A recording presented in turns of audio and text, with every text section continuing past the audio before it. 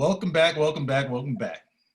We have part two of your voice, your vote is your loudest voice. It's Back Channel Podcast, real people talking about real things, real time. And we have come back, same panel. And this has been basically, it's been what, 10 days since the election. Technically, it's not over, but it's over.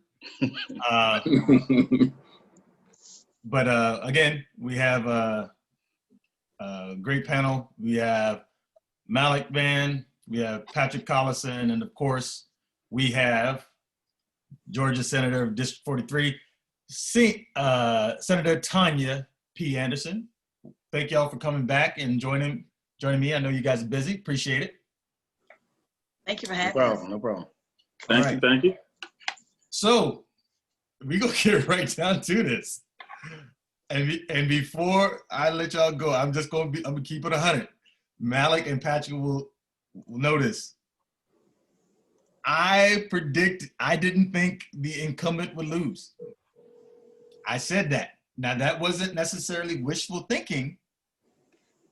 But I just didn't think. Hi, this is Caitlin. Please leave a message and I will. Well, I think basically what I thought was I didn't trust the sneaky voter, the voter that was like, oh yeah, oh yeah, oh yeah. And if we're gonna be fair, I wasn't off because 70 million people, and we didn't have 70 million bold people. So we still had a lot of sneaky voters. But anyway, again, instant reaction of the victory by President-elect Joe Biden and VP-elect Kamala Harris. So, Senator, you first, instant reaction. My instant reaction was excitement. It was a scream and a resounding yes, because the people spoke. And again, as I said last week, you heard loudest at the polls. We can do all this other stuff, but when you show up and vote, you speak loudest. So my initial reaction was yes. I knew the people wanted a change. I knew that people wanted something different, and they put up a good fight. But we came out on top. So they still fight. They are, and we're still winning. Hey, Pat. So, give us your instant reaction. I'm going by my thoughts from the initial night of and a few days later. Remember the Source Awards from back in the day when Outkast came on there, and they was like, the South got something to say. Come on now. That's what made me. That's what I thought about Georgia, North Carolina making their mark. For the elections. I didn't catch a lot of feelings for this election. I was more of a learning experience. I learned quite a bit, and I'm still learning the little details of how the government run. Like I said, the schoolhouse rock continue. I learned. To continue what I've been saying about the election is I'm not just looking at the president. I'm looking at the other stuff, who's Congress, who's Senate. And I don't know the actual numbers, but the eye test for me was I kept seeing the check box for the incumbent. The incumbent, I was like, who's winning this race? Who's winning that race? It said the incumbent, present company excluded. We know the senator won by, a nice little margin. What was it, 77%, something like that. So I felt real good after meeting you last time for the first time. I was like, wow. But then my mind turned to what was the other 20 something percent that didn't vote for you? I was like, they must be like staunch Republicans, and yes, some dude you cut off on the freeway with a Trump sticker or something like that. but yeah, that's just my initial reaction. There's a lot of work to do, but it seems like some work's been done, and it's just I'm a wait and see kind of person. So that's what I got. Big Mal. I had a run of most emotions, everything. I didn't, I'm surprised. I'm a little relieved. I'm excited. I'm impressed in some regard, and I'm confused in some regards. For how the vote turned out, I'm a little confused as to why the Democrats didn't gain more seats in the Senate or the House, given Biden's performance. I'm surprised that in this state that I'm in, that the race was as close as it was. I'm a little relieved that there are people who decided, they felt a certain type of way that got them out to vote, and they forced change. So I've run the gamut on all the emotions. I'm a little depressed that the incumbent is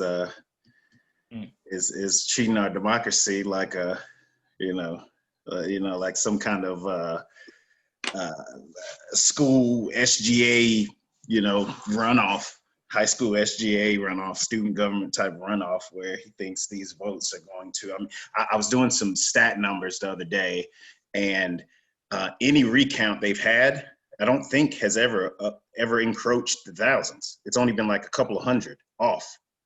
So to think that, you've got a 14,000 vote lead that you're gonna make that back in a recount is a little odd. And then you got to make that back in 4 states.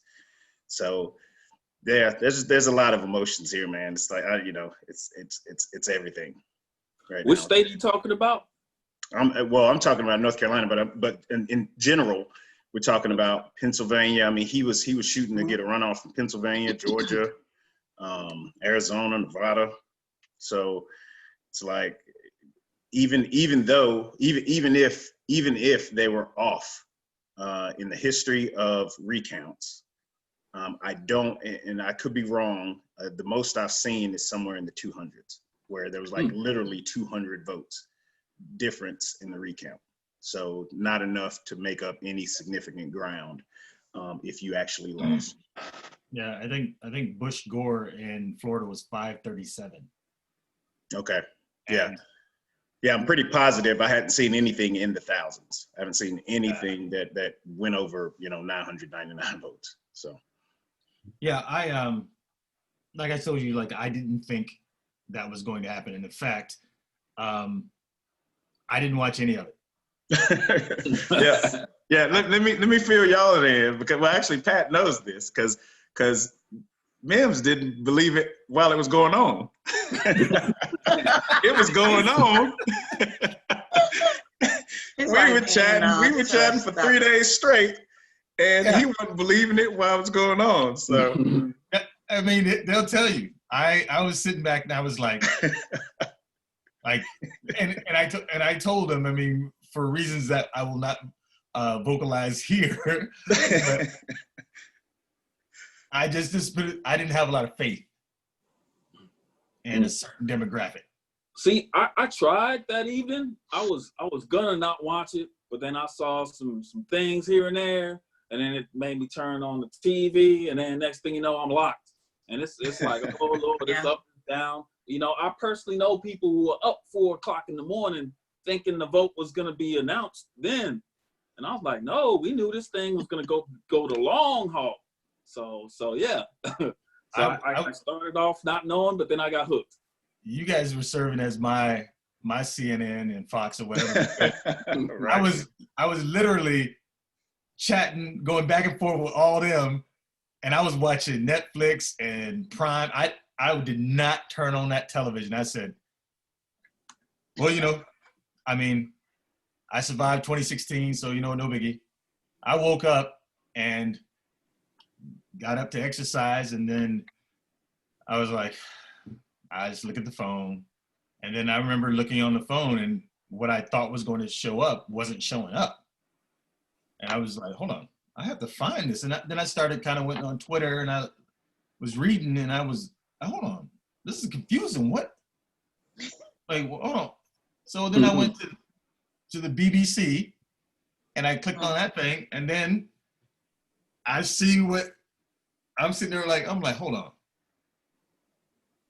Biden's, hold on, how is he winning? How is he about to win this thing? Like, then I started reading up, and I was like, this is bizarre. This is bizarre. And at that point, I started like actually getting into it and started getting into the weeds of it. And I was like, wow. But to Malik's point, like I've never, like this whole thing as far as the recount and just the margin of victory that I guess one side is proposing, I think it's embarrassing. It would be embarrassing it would be embarrassing if we expected more. Sure. Sure. So I think this is par for the course. And by that, when I said I didn't have a lot of faith, Malik, by any chance, do you have those stats that you sent? Yeah, I can pull them up quick. Which ones were particularly? Well, the exit polls. Yeah. Have you like I got a little of those, so I was really kind of interested when he put that up there. He sent it to us. Interested of I guess about 15,000 people that they polled. 18 to 29 of 17% of that 15,000. 18 to 29, 60% voted Biden. And 36 went Trump. 30 to 44, 52 went to Biden. 46 to Trump. 45 to 64. I was really surprised here. It was 49 Biden, 50 Trump. Not that I was surprised that Trump won, because I figured that he would win in that demographic. This is where it was in his wheelhouse.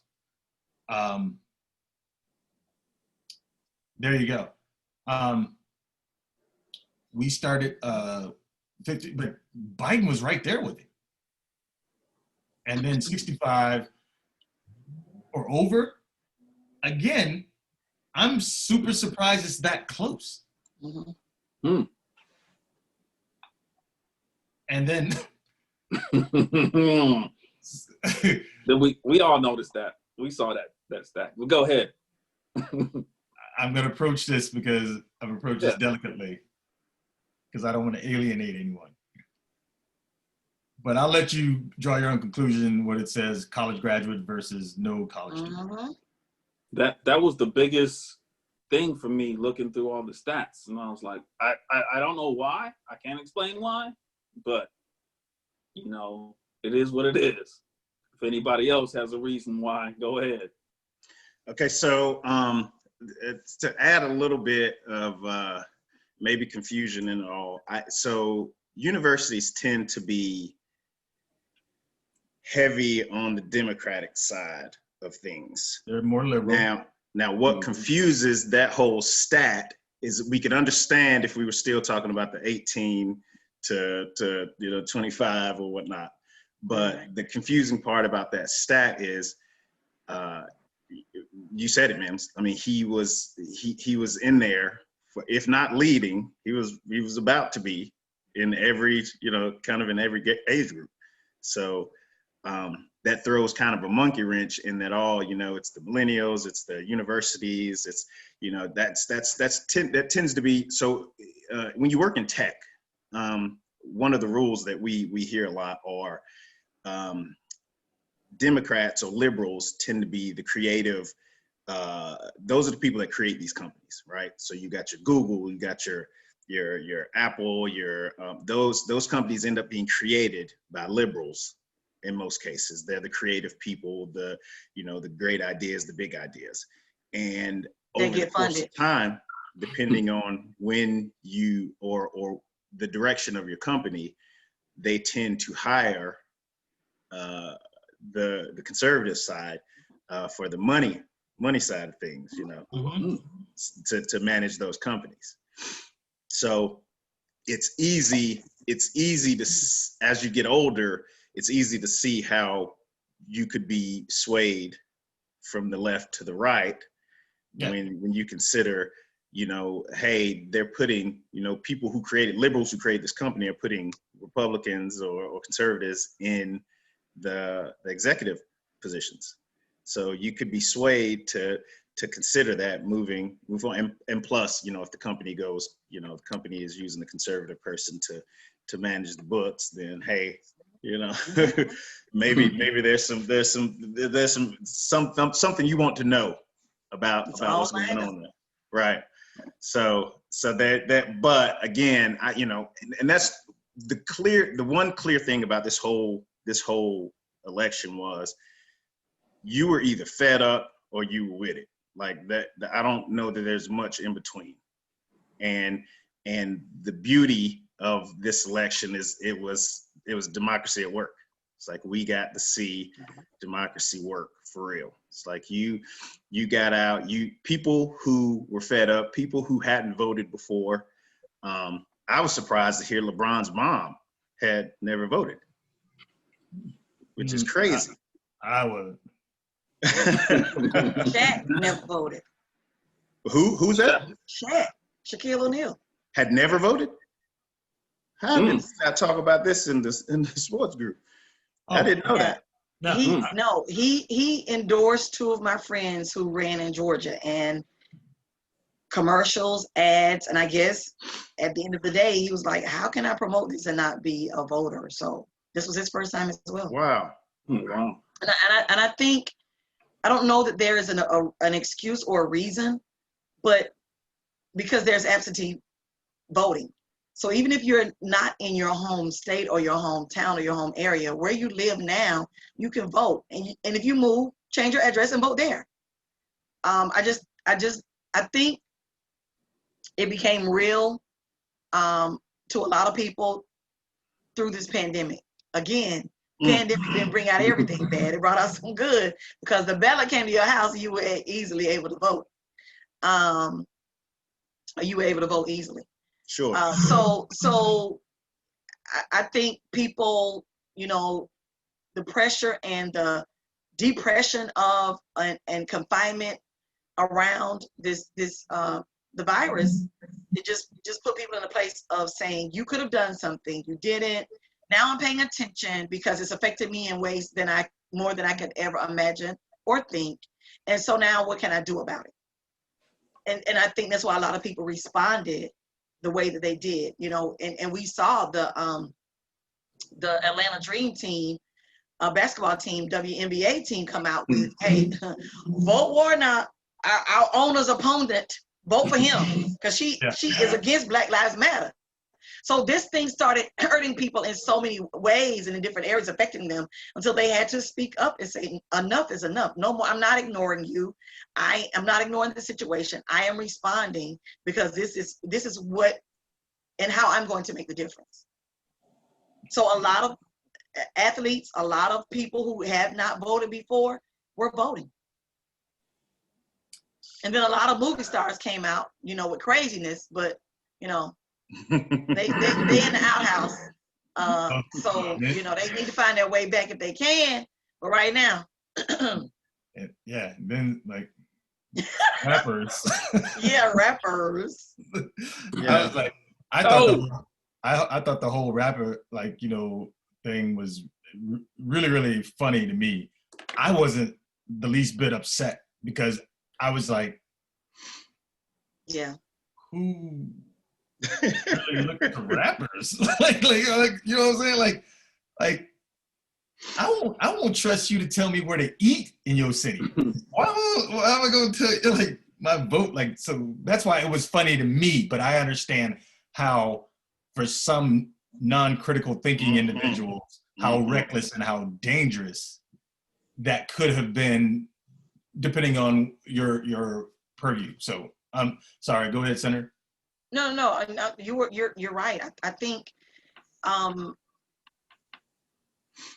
there was a reach for voters who are usually traditionally non-voters. And so I think there was a stage or a platform, or just grabbing at straws to see who could influence who. And so they brought in, you know, and Trump was trying his best to reach the to reach people wherever. He didn't care. He didn't care. He doesn't care about the person that's going to vote for him, and he didn't care where the votes came from. But I think that, you know, those platforms were made because there was something, quote unquote, in it for them, and at the end of the day, they got nothing and still won't get anything. Hopefully they learned a lesson. Is what they got out of this, was a lesson learned.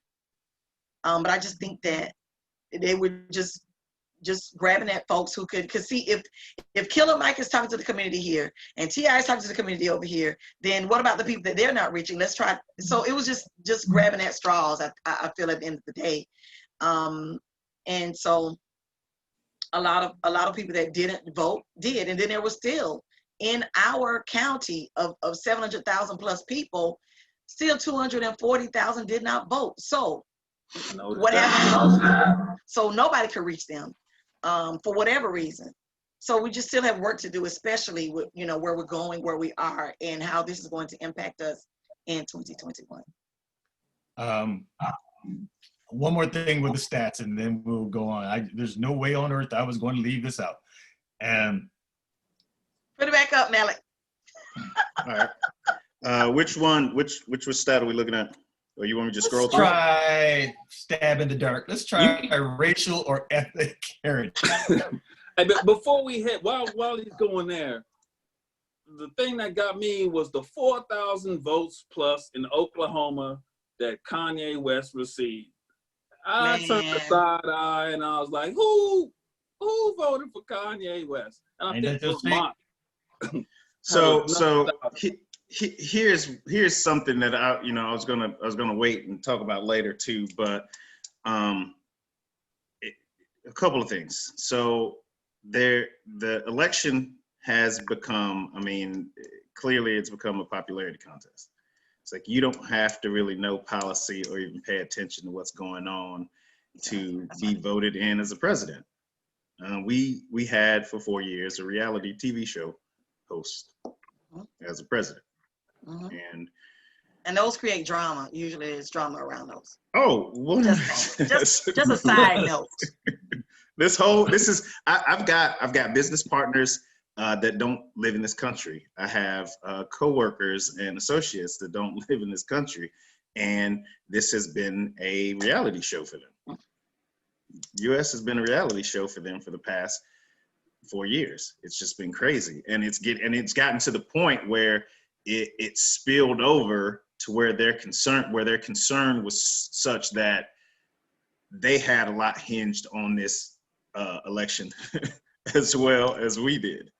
So it's crazy that that also concerns me, because is that what it's going to take to get people to get out and vote, to stay informed, to get out and vote? Does somebody have to push you this far during a 4-year span for you to get out and vote? Or, do you have to be on that person's team that much? Do you have to be cult-like in a following to get out and vote, or to stay enthusiastic about our democracy? Those two are huge concerns for me moving forward, is because now if we go back to two politicians that get in and vote, again, it's a crapshoot, because if people if they're not connected emotionally to an election, are they going to come back and vote? And then is it barrier to entry? Is the fact that we had the mail-in votes, a lot of it was required for some people to mail in and vote. I had a friend working at the polls that he said the best part of his experience was doing the drive-up voting for people that typically would have to have another person with them to get out and to get out of the car, go into a poll and actually vote. So just being able to assist those people that could, be in a car, but maybe couldn't get out of the car on their own, couldn't, reach the ballot. That's something I didn't think until after I left the particular poll that I went to. I don't know that you could have been in a wheelchair and been accommodated at the poll I was at. Wow. At least visually, like when I was Mhm. in there. I was in there pretty early and I was out pretty early, but maybe there was a place off to the side where they would let you go if you were in a wheelchair, but I didn't notice any particular accommodations for somebody who might have been, handicapped or confined to a wheelchair to be able to vote. So, so there's just a lot. There's a lot for me is going forward. It's like, what motivated people? Was it the barrier to entry? Was it because they could mail, or they found out about mail-in votes? Was it just because they were emotionally charged one side or another for either candidate? I think it was a lot. I think it was all of the above. And to Patrick's point, you had somebody else on the ballot, and it's always been that divider of the vote. Whether this person is independent or whatever other party they're affiliated with. And then the fact that Kanye got the votes that he got, but then you have people so excited and so supercharged until like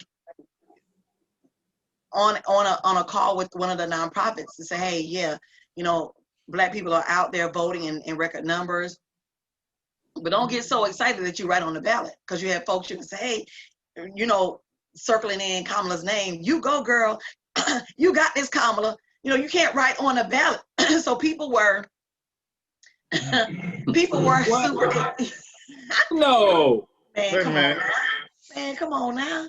People were really excited. And so they still, you still have to know that, some of the small things can affect, or interrupt or have, a negative effect on the ballot when you just go all out of the way, or you're just writing in a name of someone who is not even a candidate. So it was a lot. It was a lot of emotions around this, Malik. It was a lot of emotions. And so then to the results of this exit poll, what Brian was trying to point out, it shows, that the 18 to 29, which I did not think that they would turn out the way that they did, but they did. And then, I think you mentioned, Brian, moving to the, what category was that? The racial makeup. The racial makeup. Okay, there you go. And even, I'll even want to go tap into are you a white evangelical or white born again Christian? Let's we know there. what it is. We know what it is. Okay, so that it just, the polls, so let me tell you about polls. Obviously, polls aren't polls in areas that look like us. So I don't trust them. Sure.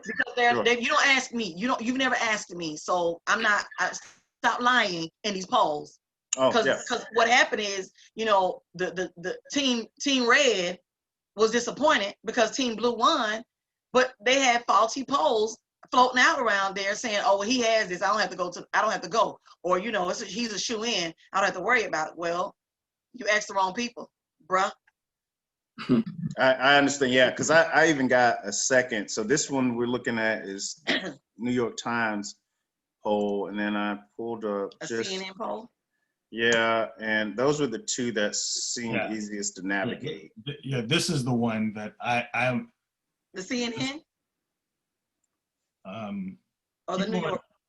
Keep going till you get to the racial makeup, because there's some stuff we need to unpack on that one. On the CNN poll or the New York Times one? Actually, I think they're on both. So here's the race for. Okay. All right. So this is the part. That one. Yes. Yeah. Okay.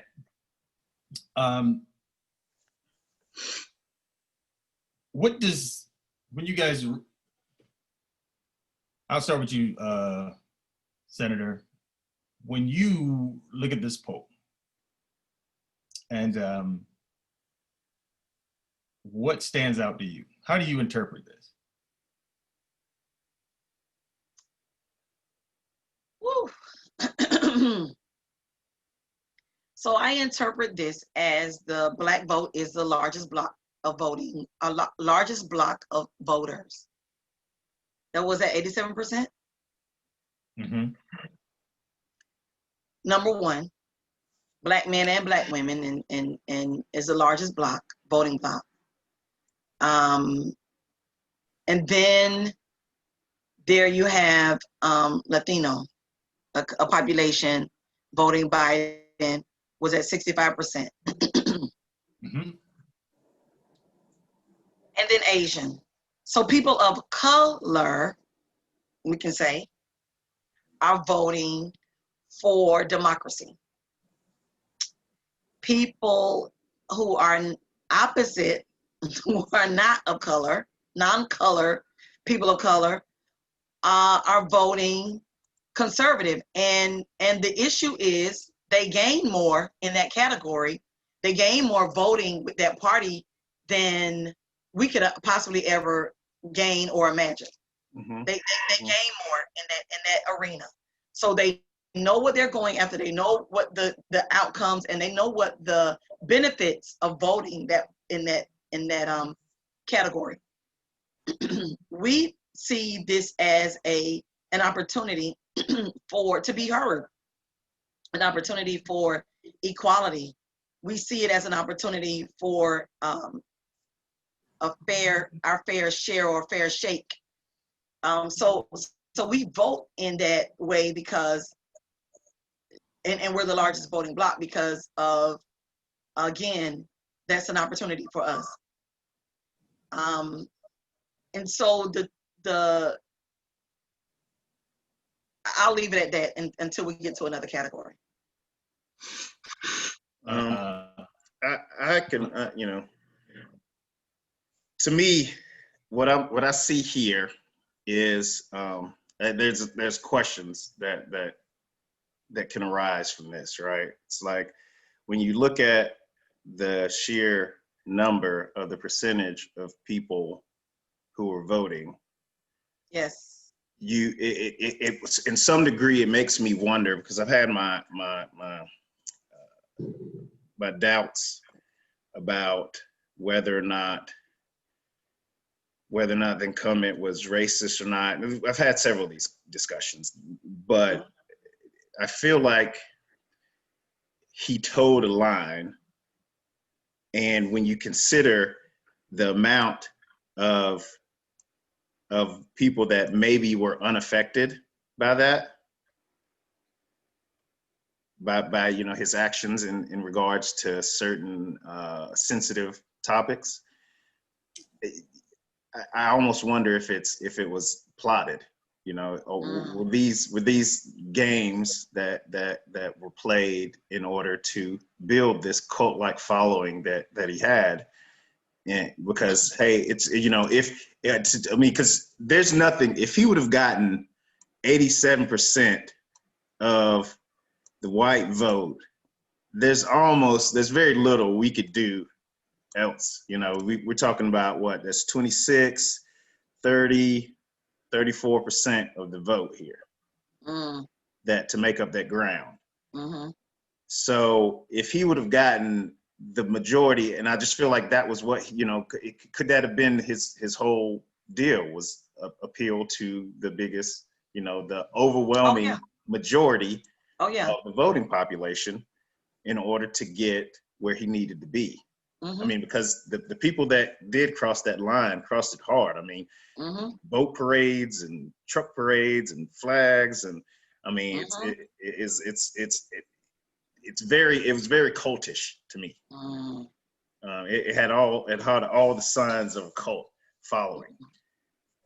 Because you can interview. There was going back to our neighbors, our neighboring countries.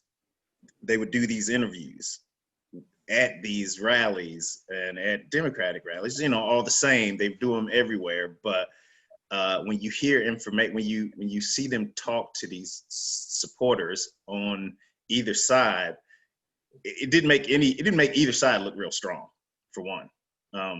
Some of the people at these rallies are just there to be mad and be angry. But when you hear some of the information that the reason why they follow who they follow, and then when you debunk the theories, literally debunk the theories right there on the air live to them, they're completely unaffected. It's like, oh well, that's my team, and I'm sticking with my team. Oh yeah. Or double down. Okay. Yeah, because I mean, there's even now there's you can find them all over the internet. You can find people going to the there's these Trump supporters that are basically having rallies to do recounts, and there's these kind of neutral parties from Britain, from Canada, French Canadian people. They'll go and they ask these questions non-aggressively, why they're there and why do you think, and is it possible that Biden could have actually won this election? And there's no possible way that the math could have been right for Biden. And I find that really, that I find surprising and a little scary to think that, that's their thought process is, hey, either he won or you cheated. Those are the only two options. Those are the options they were given. Sure. But you can't, he's not supposed to lose, but he's not supposed to lose. So he doesn't think he's supposed to lose. They don't think he's supposed to lose. So the only options they were given is if I don't win, they cheated. But if I win, I'm supposed to win. Yeah. But I mean, this is the same. These are the same people on the side that calls the other side sheep. Like how is that not sheepish to say? I mean, you approach them with data, hard data, and they double down. I mean, these are like I have 100 colloquialisms for this, but I want to get Pat's take on this poll because I mean I could lay in. You already know I can lay in. Go ahead. I want to get Pat's your interpretation when you see this. You talking about the numbers? Yeah. What does this say to you? The race, like Malik said, the race is kind of what it is. What kind of surprised me is I was just now noticing it. The black vote and the Latino vote are both at 13%, and we know there's way more Latinos around these parts, in the United States than black folks. Remember, this is of the respondents. Oh, the respondents. So it just depends on where they're at. Okay. Yep. So Just who bothered to answer. Okay, but the biggest one I think was what we spoke about originally was the education level.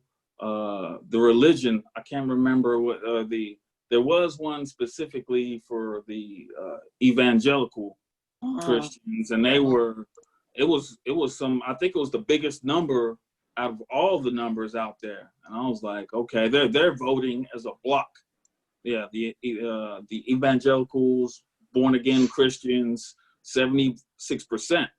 And so they're voting as a block. They're gonna do, they're gonna vote for Trump no matter what. So that was the biggest surprise. I wouldn't say surprise, but I knew once I saw the stats, I knew it matched, what I thought was going on, and so that's that. But yeah, I don't really have a whole lot from the stats itself. I got other areas of concern, but the stats itself, nothing really blew me away.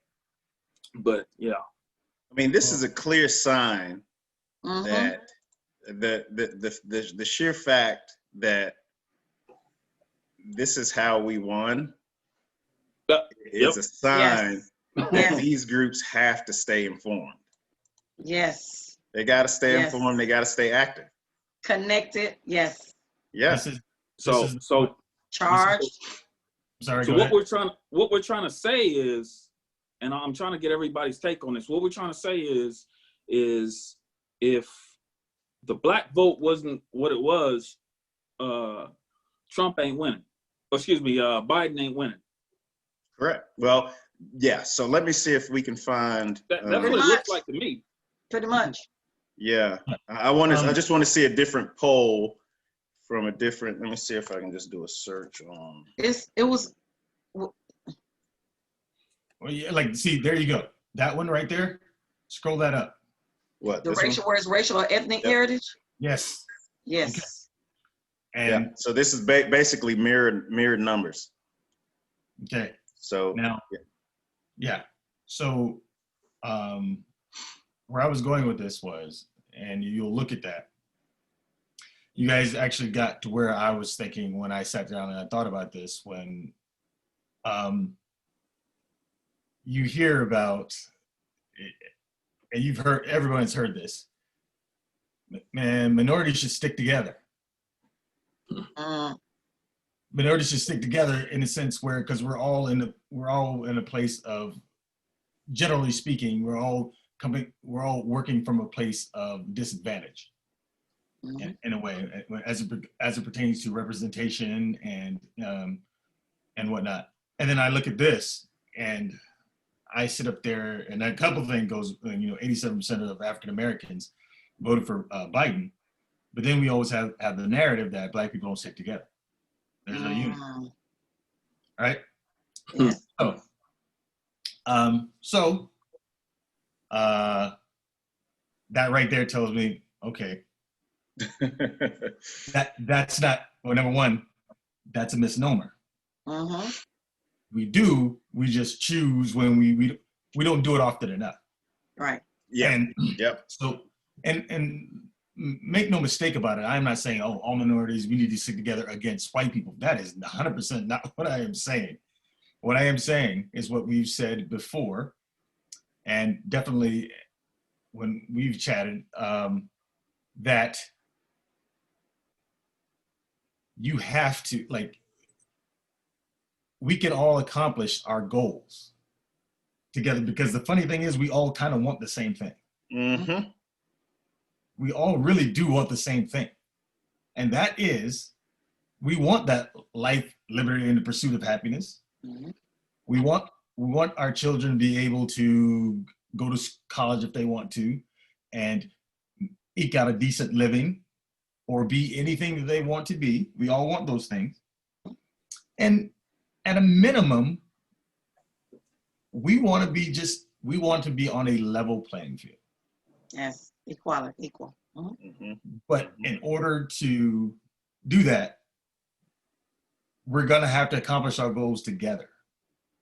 And I will say this, when we were talking about earlier, when we were talking about that demographic, when Biden wasn't getting blown out with those older individuals, there's a saying in boxing that if the visiting fighter gets a draw, that means he won that fight. Mm-hmm. They just ain't gonna go against the house. They just ain't gonna go against the house fighter. House Mm-hmm. fighter, the champion, whatever you want to call it. Fact that the 65 or older, he was only 5 points out of those respondents. That's a draw. If you get a draw in that area, Mm-hmm. you win that fight. And that's what happened. So I could have been looking at it far too differently, but the first thing I did when I saw that, man, probably within about 30 seconds, when I sat there and I read it, figured out what it was saying, I was like, there you go. Now, Mr. People that name end in Z's, we have some of our Asian friends, our Indian, our East Asian friends, whatever. There's things that you want to accomplish. We can all accomplish that without doing this. In order to, because we know how it works, in order to come over here to this country, in order to be accepted, there's a certain demographic you have to distance yourself from. You don't have to do that. Mm-hmm. Mm-hmm. But I don't want to get too long-winded on that. But well, I also think we need to be clear that 58% of this vote did not vote to keep the 40% of this vote down.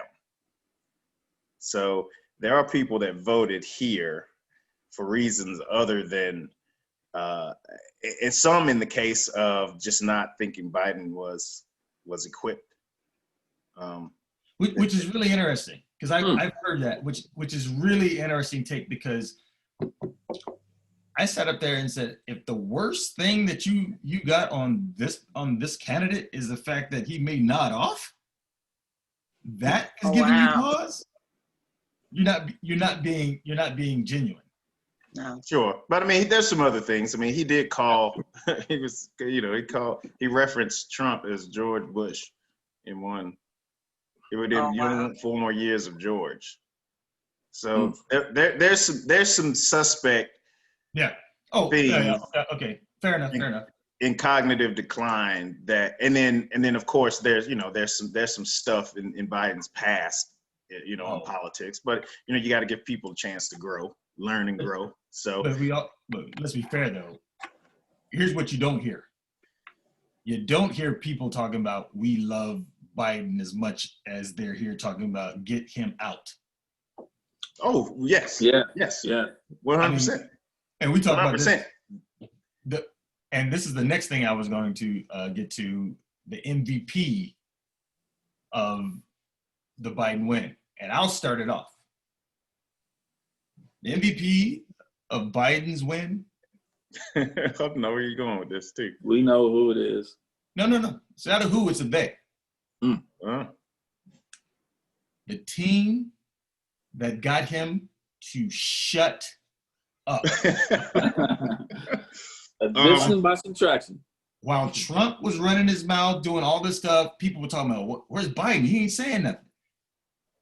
There's some people who had him tied down. Now, don't get me wrong. We all know who is obviously the tangible MVP. I'm talking about the unsung hero in this is the people who got him to shut up. He literally let somebody talk himself out of a job. Sure. I feel you there. I think COVID may have played a good role in keeping Biden quiet too. So he got to do a lot of things from the comfort of his home in a recorded fashion, rather than have to jump on this stage as debate, having to take that smoke from Trump all the time. I think because that's basically what Trump does. Trump, he has said really, he never said anything on policy on any of these debates. He doesn't know policy. He doesn't even want to listen to briefings. Oh, exactly. Yeah, exactly. So he doesn't even want to hear it. Yep. He's not even in a policy category. Yeah. Again, reality show equates to, and that's what he produces. I mean, he just blah blah blah blah blah drama. Sure. And at the end of the day,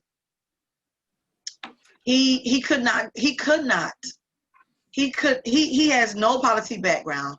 Biden has been a legislator, and a vice president. So there's no policy background for Trump. There are no points there. He's in the red. He's negative. He is just on not even on flat tires. He is on a rim sitting on the side of the road. So he cannot even, he can't even he's not in the same category. So there's no policy background with him. So he can't talk policy. So he kept trying to pull Biden, into this pit with him so that he could fight him on his turf. Yeah. I can fight you, but I can fight you best if you're in the pig pen with me. And Biden is trying to elevate the conversation and have him to have an intelligent policy conversation with him. And that's not where he couldn't do it. He could not do it. So, that's why he kept with all of the fluff and talking about your kids, talking about his kids, you're talking about, all the things that he did. But there's no record of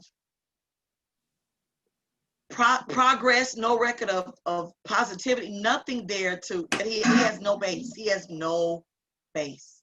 Didn't Biden call him a clown? Yeah. One of those debates. See, I know he told him to shut up, and I wish he had told him that like He called him a 30 minutes clown. earlier. And he called him a clown. Well, Yeah. yep, there it was. Yep, But- there's a show. Give him a show. But that's okay because 2016 said that was okay. Yes. Yep. 'Cause Mm-hmm. Mm-hmm.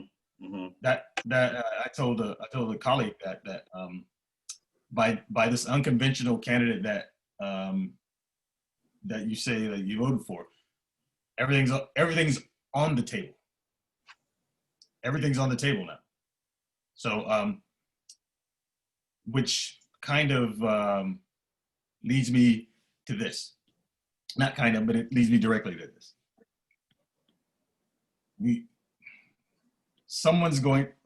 Biden's going to, when he finally gets in. I said it at the end of the last time, and then off camera when we were talking, but okay, Democrats, what are you going to do? Mm-hmm. Because I can tell you, Definitely. if you want to be for and out, Mm-hmm. Mm-hmm. don't get busy. Don't get busy because Democrats will be for and out because right now, the one thing on script, the right will be on script, and that is win at all costs. Because I still don't understand how they didn't get more, how they lost seats Mm-hmm. in the House and have a runoff to break even in the Senate. Mm-hmm. So So what, ma'am?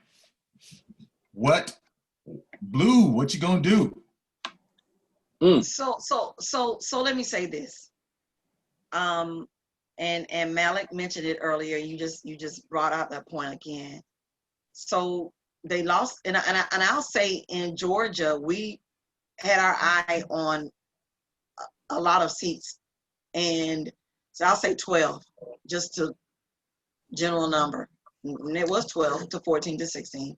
We won 3, lost 1, and I'll tell you why I think Malik, Biden's performance was as high as it was, and in the Senate and the House seats didn't compare to his numbers, because people will go into the polls and they will just vote for president and walk out. People will do that. People do that.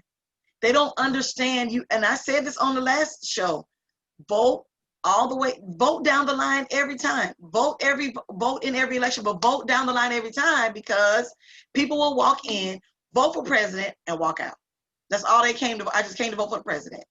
No, but you need to vote for everyone on it. So, and then our ground game is so strong as Democrats until we were slack in that area because we knew people would turn out, and then they didn't vote all the way down the line. But then Republicans got hip to our game that we used to win, and they pretty much used it against us. It's like, okay, they are grassroots, canvassers. They make the calls, they go to the doors. Mm-hmm. Republicans do none of that, but they did it this time because they wanted a win so badly that's what they did. So that's how those numbers were not the way they were supposed to be, because people will go in and vote for the president and walk out. Mm-hmm. So I can tell you, I can co-sign to those grassroots tactics, because I had at least 4 people in the 2 weeks leading up to the election hit my door up, happened to be on the right, asking me to vote for their candidates. Because they wanted to keep their state red. They wanted to, remain in the majority. But I'm telling you, they used it, and this is hindsight 2020. We're having this conversation like, what happened? And I can say in Georgia, a lot of the candidates, I am one of those girls. I am from a small town. I live in a big city now, but I don't even know if it's a town. I'm from the country, from the woods. My brother says, we're not from the country. We didn't grow up we don't live in the country, we live in the woods. And over the river and through the woods of grandma's house we go was really literally our story.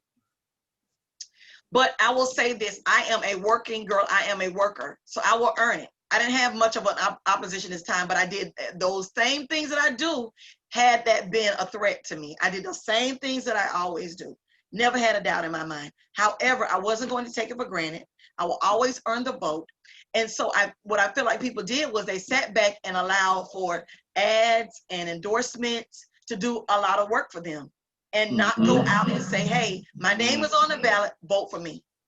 Vote for me. And so I think that's how we lost a lot.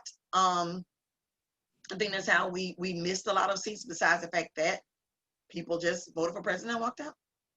So so basically, could you attribute it? So they may have slacked off because they thought emotions were so high opposing the incumbent that there was no way they could lose. Yes. Wow. Yes. And at 49-51 was a dagger in the heart, because how much more would it have taken? How much more would it have taken?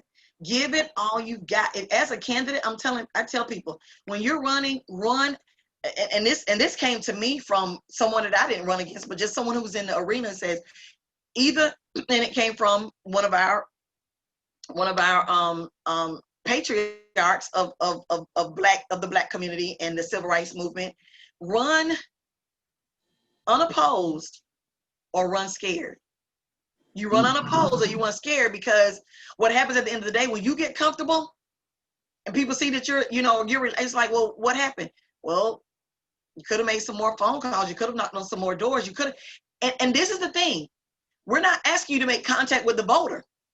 That's not what you're trying to do in COVID. You're not trying to make contact with the voter face to face or shaking hands or as you would traditionally do.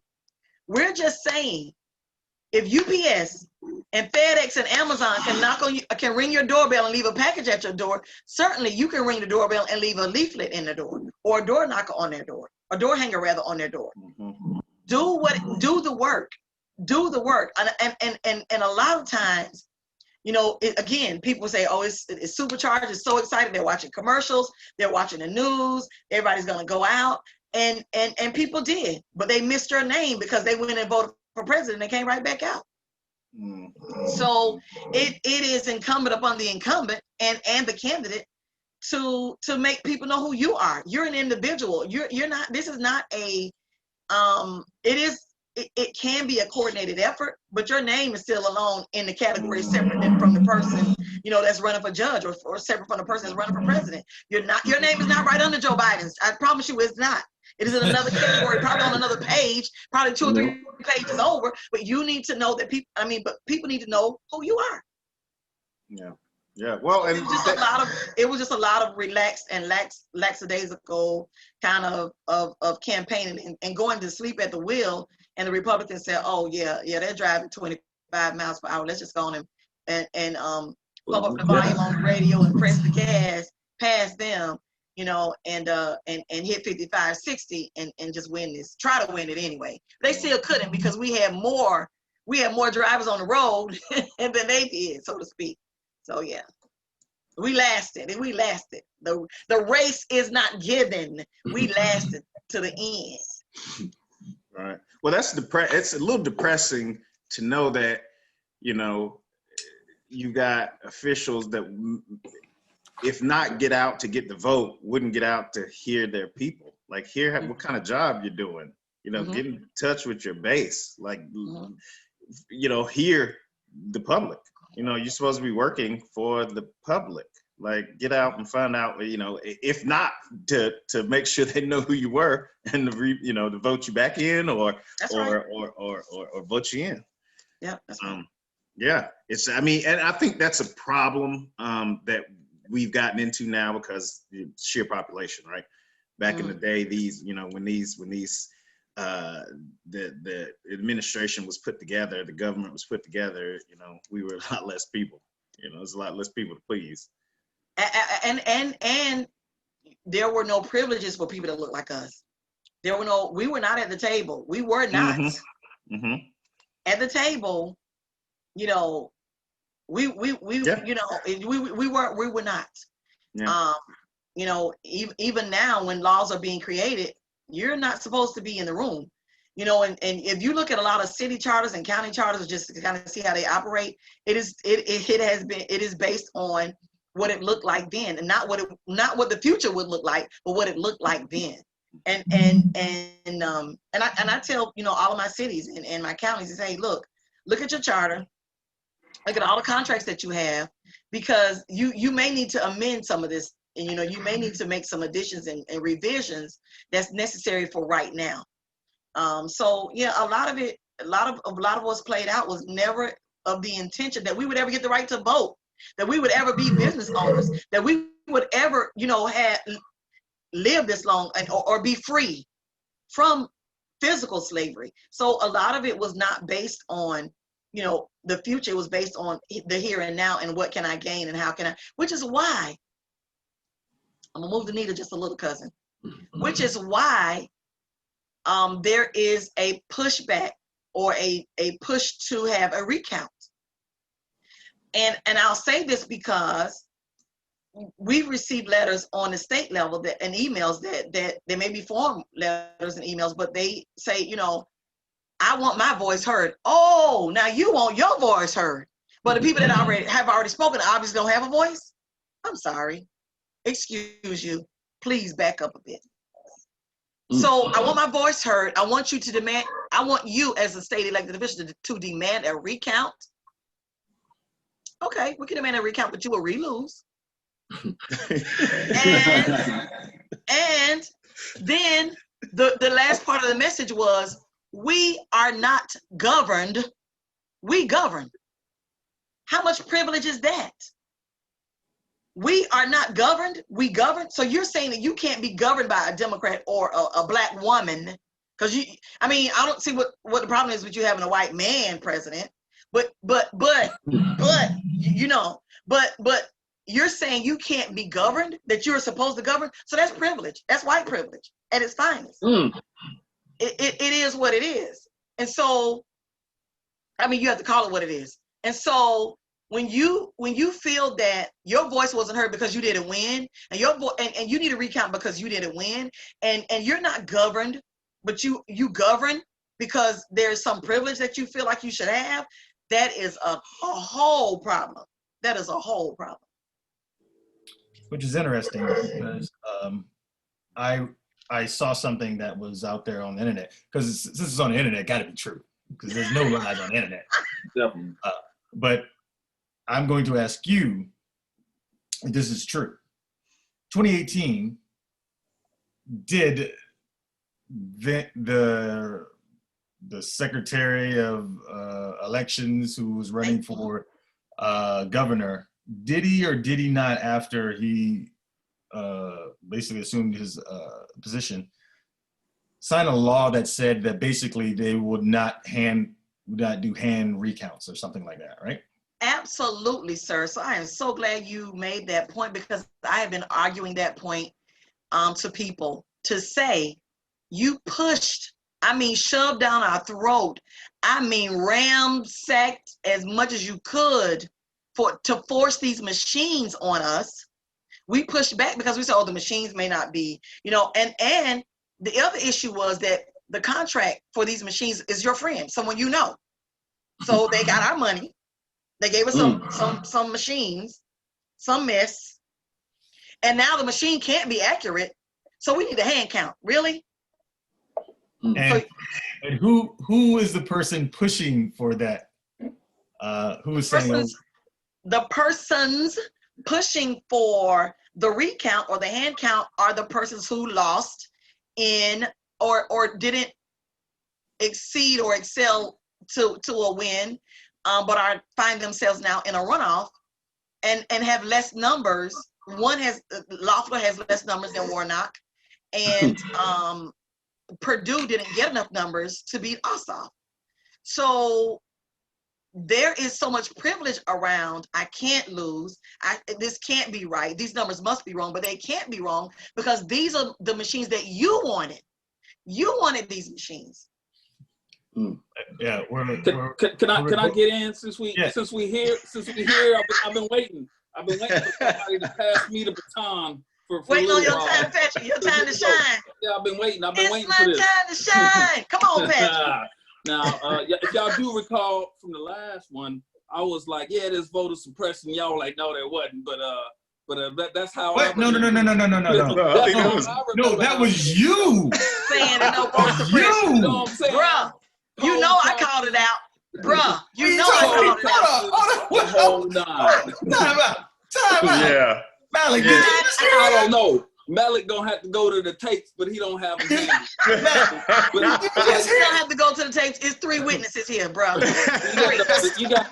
I did some research after the fact, come to find out, the postage, having to pay for your postage could be equated back to a poll tax. That's Yeah, right. et cetera, and from there. But now we here. Let's forget about all that for a second. Let's put that on the side. That's why we gotta bring up the past. Why you gotta bring up the We past? gotta bring up old stuff. This dude. This runoff is kind of perplexing me, right?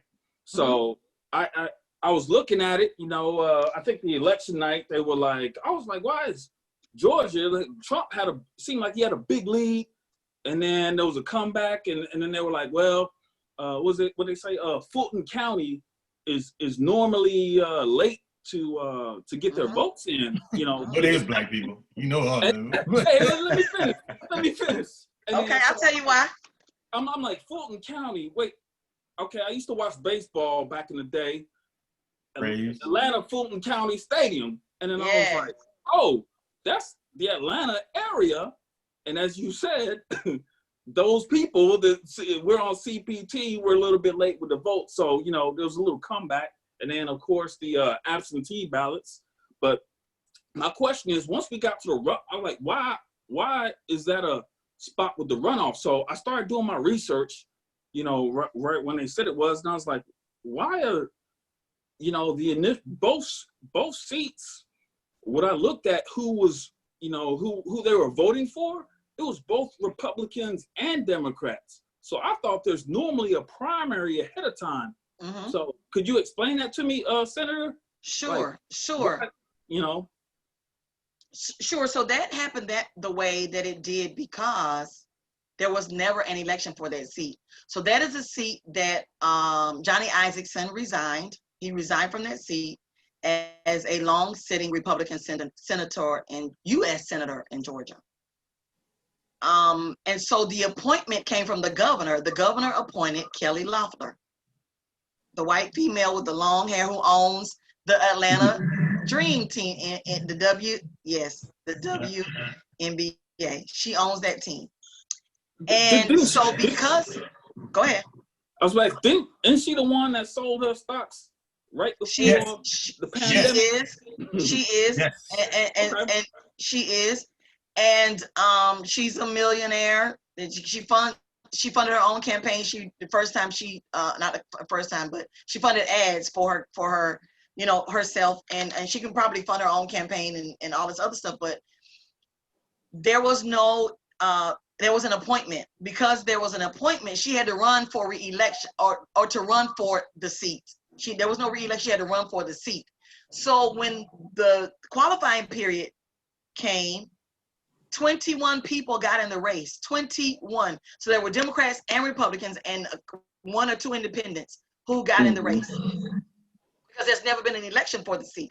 So now it's an open seat. It's a special election for an open seat because no one had ever run for it, Well, she had never run. So because it's an open seat, you can get everybody hop in. The water is fine. So that's why it is 21 people. Now, Doug Collins had been, there before, and he had been in the House before. He had been, I think, on the state level before, but he had already been in office before. He, I think, was the only person who had been elected before. I'm going to say only person. Out of the Republicans, there were a couple of Democrats that may have had a state house seat or, former local city government, city council seat. But this came about because there had not been an election before. So out of 21 people, I tell you, out of 21 people, for Warnock to make it to the top and have as many votes as he did with all the other opposing forces of 21 other people being in the race, good Lord, he had to do something right. He had to be doing something, raise more money than both of them. And so that's how that race happened, because there had never been an election for. So she couldn't be on the ballot as incumbent. She could not be on the ballot as incumbent. She was thrown in the bucket with all the other fish. So another question I have is, I was trying to do the math. So I was like, all right, so you got this many Republicans, so they're going to consolidate. You got this many Democrats, they're going to consolidate. Is there an idea of where it's going to go? Or is it just going to be a free-for-all again? Because I would assume if you voted Democrat, you consolidate your vote for Warnock. Absolutely. And if so there should be an idea of That's what it's exactly. going to look like. And then why are people voting for somebody who, when the pandemic hit, just miraculously happened to sell their stocks in businesses and buy stocks in other businesses that are very helpful to the pandemic? Are people just like forgetful like that, or what's going on? No, so her votes came from her base. They came from the Republican the hard Party. Base. Yeah. Right. And then you had, this is it. You had the governor endorsing her, and you had the Speaker of the House in Georgia endorsing Doug Collins. And so there was a tug of war there between their race. There was really not a lot of competition for Warnock. A lot of people didn't even make 2% or 1%. You know what I'm saying? So, but and we knew that. We knew that they would split the vote. We knew that. So Warnock had an easier, not so much as an easier climb, but an easier climb when it came to that, because they would split the vote. And had those other people not been in the race, he would have actually just won flat out. Okay. So people didn't forget that Kelly Loeffler sold stocks, but in the other race, in the Ossoff race, David Perdue was accused of the same thing. Both of them are accused of selling stocks during a pandemic and making purchases and putting stocks in other places where people were making masks, and face shields and all of those things. So people haven't forgotten, and I promise you, Georgia's coming back out. I promise you, we will. And it's not like this was before it jumped off, before it became a big deal. So you're like, oh, you had the secret briefings. There you go. But Is that where we're going? Is that the direction? Because I'm trying to figure out what's nefarious about trading stocks. Yeah. That is the key point. It was before all the whole pandemic kicked off. You remember there was a stage where they're still talking about China. Sure. They're still talking about this, that, and the other. What's going on in Italy? What's going on in France? There was nothing really of concern in the United States. Yeah. Trump was talking. I see what you're saying. Cases. And that's when those people, that's when they sold their stocks in, buying stocks in mass companies. They started. So we're talking about insider trading. Yeah, but then they still put the information out there. They as a senator, I believe you have to let it be known what you're doing stock wise and put it out there. So they didn't run afoul of it like that, but it was like, what did you know? What did you know? And it wasn't just like mass companies. It was like online. Somebody else can look it up, but it was like online stuff. No, I can help you with this. In fact, what she did was she sold her stock in a company that ended up tanking. Yeah. And throwing it got out before. Right before, that was a direct result that COVID basically was having a direct impact on. And she ended up throwing it in a company that basically this company was just like Zoom in its online basically kind of meeting. I can't think of the company, but she threw her was it GoToMeeting? I'm sorry? Was it GoToMeeting? There's not a, sure. there's a bunch of different Zoom like Yeah, it's a sort of. bunch of different I'm not platforms. sure. Yeah. I'm not sure. Not sure what it was, but when this was going, she basically threw it in there, and I don't know if he was with her as well, but I mean there's another. Was that the same gentleman? Purdue. Yeah. Yeah. Mm. Mm. Yeah. Well, they They're both both. from Georgia, so I'm sure. Yeah, they both basically did it, and so the nefarious behavior is the fact. Basically, Martha Stewart's biggest issue was lying. That's why Martha Stewart went to jail. Basically, if Martha Stewart had done what these individuals had done, she could have told the truth. She was still going to jail. Mm. But again, it's very interesting. But I'll say this when it comes to Reverend Warnock and Loeffler, is we'll go back to that evangelical vote. I'm very interested in knowing, because their faith told them to vote, who to vote for president. Who is their faith going to tell them to vote for today? And that Senate race in Georgia? Because again, Reverend Warnock. So will your faith take a back seat to your party? Did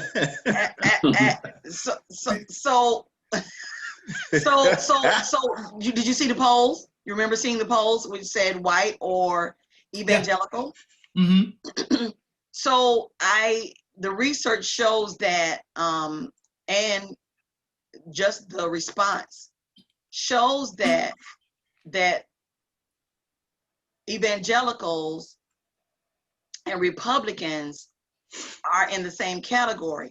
Republicans do not believe that Democrats are Christians.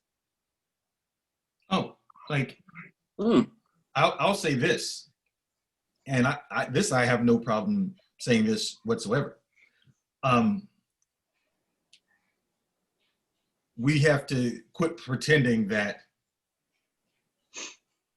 basically we're using I'm a born again Christian as a shield for our political ideology. 'Cause that's what this is right here. I can tell you this right now and I'll say this because I am still, and I know who my employer is. But I will say this, and I've said this: you can't vote for this individual and be a Christian. I've had this conversation with many people because there's nothing Christ-like. There's nothing Christ-like. So if your faith is going to guide you, I'm really interested on what's that, January 5th? I'm really interested in that because I mean, your vote gonna shout. Your spirit gonna come through. Like we good. So these are little things that I sit up here and watch. I was like, oh yeah, I already know. I've seen this movie before. I already know how it ends. But I just want to hear what y'all. I just want to hear what y'all gonna say. Like, Yes. Go ahead and tell me why this other person, why God told you to vote for the non-minister, the one that just probably broke the law. Probably broke the law. I want you to do it. I mean, I don't know the answer to it. I just want to hear you tell me that answer. That's all I want. I just want to hear you say it. Because I want to see how you get it out your mouth. Because I'll be like this. I was like, oh, okay. But yeah, Georgia's that. But we, the last thing I want to throw out, and this is going to be a tough one. And I can talk like in macro, but I can't get into the micro with this. But we all hear about president's first 100 days because they give you the grade, yeah, first 100 days. First 100 days, Joseph Biden. What are his priorities in your opinion? Patrick. Of course, you know what for me, I feel like everybody. Give me three. I feel everybody's got the same thing on their mind, and I think he's already working towards it. Is this COVID-19? I know there's some things already going on, but just showing a competent response, a competent handoff, a competent takeover for the COVID-19. I think there's already things going down. There may be some harsh realities we may have to face on those, but it's the COVID-19 is it's a state-based response. The government can only do so much, but I want to see that we're going to see something. Hopefully, it's better than what we've seen before. For the first 100 days, there's going to be a lot of chatter about here's where we go, here's what we do, and how do I explain this? And as I've always felt like one group spends a lot of money, and another group has to tighten their belts on that spending.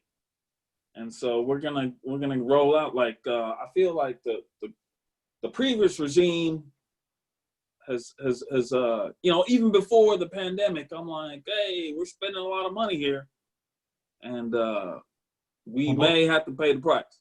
Both sides spend money. Yeah. I'm talking about one. Did we need a space force? Well, the perception. Well, I'll say this: both sides spend money, but one side is perceived as fiscally conservative. Mm-hmm. And when I hear that, I say, all that means is You've overspent. fiscally conservative means we're going to tighten up here so we can spend over here. That's what I'm So we can saying. spend over That's the point. Those are the things, whichever way, those are the things I'm going to be on the lookout for. Or that I'm in terms of money, I'm going to be on the lookout for that in terms of what we're doing. The third thing is just, remember when we were discussing last time, we spoke about national versus local, and we never covered really in terms of the vote. We never really, we all agreed the local vote day to day, that was, important to most people, but we never covered what the national vote really meant. I wish we had, but this is the time that we can cover that. What does the national vote really mean? I actually, when I get done with what I'm saying, I would like everybody's opinion on this. For me, the national vote is in terms of Congress, Senate, President. I think it's how you feel where our country, the United States, is going. How you feel. Is it positive? Is it negative? Do you feel like, what is this vote telling you? I'm still trying to decipher it. So my brain is like just looking in the tea leaves and trying to figure it out.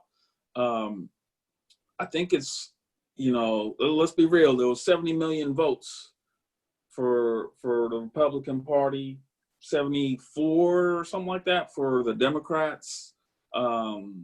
What does that say? I'm still trying to figure it out.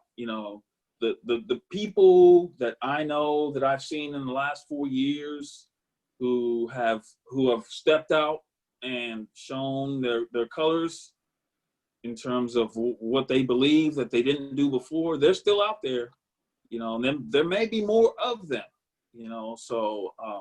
but the national versus the local, what the national vote is telling us right now. And like I said, I'm still deciphering that answer, and I would like to get your opinions when I get off of here on what that means to you. Before we touch on that, I'll answer Brian's question first. First 100 days to me has got to be built around the economy. That will include COVID to some degree, but I'm not sure. Based on what we've learned so far about America and its citizens, our freedom has made us very intolerant of of lockdowns and restrictions. So I don't know that there's anything you can put in place that's going to stop that. And short of herd immunity, I don't know how. I'm not sure that's the solution can't be worse than the problem, right? Can't create bigger issues than the problem. And I think we're approaching some serious economic issues if we've got to go all the way through next spring before we're doing things normally again. That's a huge problem. It's scary for a lot of people. I mean, I've got the benefit of working in tech, so I'm not necessarily talking about myself, but it is a problem because right now my biggest company is we do work with universities, and they've had a hold on spending because of enrollment, because they haven't figured out how to deal with this yet. Nobody's ahead of this curve. This is a thing that's never happened, that we didn't think could happen, that you could shut down the world. We just got through shutting down the world. Everybody was confined to their homes for however short a time it was for us here. It was way more stringent in other countries. So we have to dig ourselves out of this economy that we've dug ourselves into. And for me, and I could be wrong on this, but I think COVID is almost secondary to that at this point, because people are not going to follow rules. Like you're not going to keep people in the house. You're not going to keep people from throwing these secret parties. And I mean, look at the Clemson win the other day. It's like students stormed the field, no mask, just in time to take it home to their parents for Thanksgiving. So there's not, short of, and then you got parents wanting their kids to be back in school, feeling like they need that. I've got a nephew that I've had, and it's not directly for COVID, but he's had problems adapting just in life in general. And he's harmed himself a couple times. And school is his outlet. He's a band geek, and those are the things he loves. And to take those away from him, keep him, locked up in the house, in a room, and they stay with my parents. So that they're grandparents, so they can't get out and do the same things that they normally be able to do with parents that were a little more, mobile, so it's rough. It's rough dealing with the COVID thing, but I think the people that are high risk or in jeopardy are going to do what they need to do to stay safe, and let other people who feel like they can handle it deal with what they do what they please, because that's what they're going to do anyway. Nobody's really. I'm noticing now. Somebody mentioned, I think it was Pat at the beginning of the podcast, we're talking about people were good with masks, but that was you. Yeah. Well, it's fallen off here. I'm starting to see people in Costco go in without masks now. Oh, I'm in Texas, so you already know. No, it's wrong. Yeah. Well, yeah. So I just think things are loosening up, because for the people that haven't gotten it or got it and it was fairly mild, they ain't learning anything. That's all right. Well, maybe it don't exist, or I can beat it. I'm sure. I got an immune system. All the things they say over social media. It's like those are the people that the contingencies we're dealing with. So, let the people in high risk be safe, and let's fix the economy so that people can get back. Life can get back to some semblance of normalcy. Because right now, I mean, if we have to go. I think we'll know a lot about, because the only people that are really making a strive in this pandemic are billionaires. Those are the people that, people that's trading these stocks, during this time to have the money to do so. And they're just making a killing right now, while everybody else at home, loses their jobs, loses their life savings, loses comfort, loses loved ones. So, I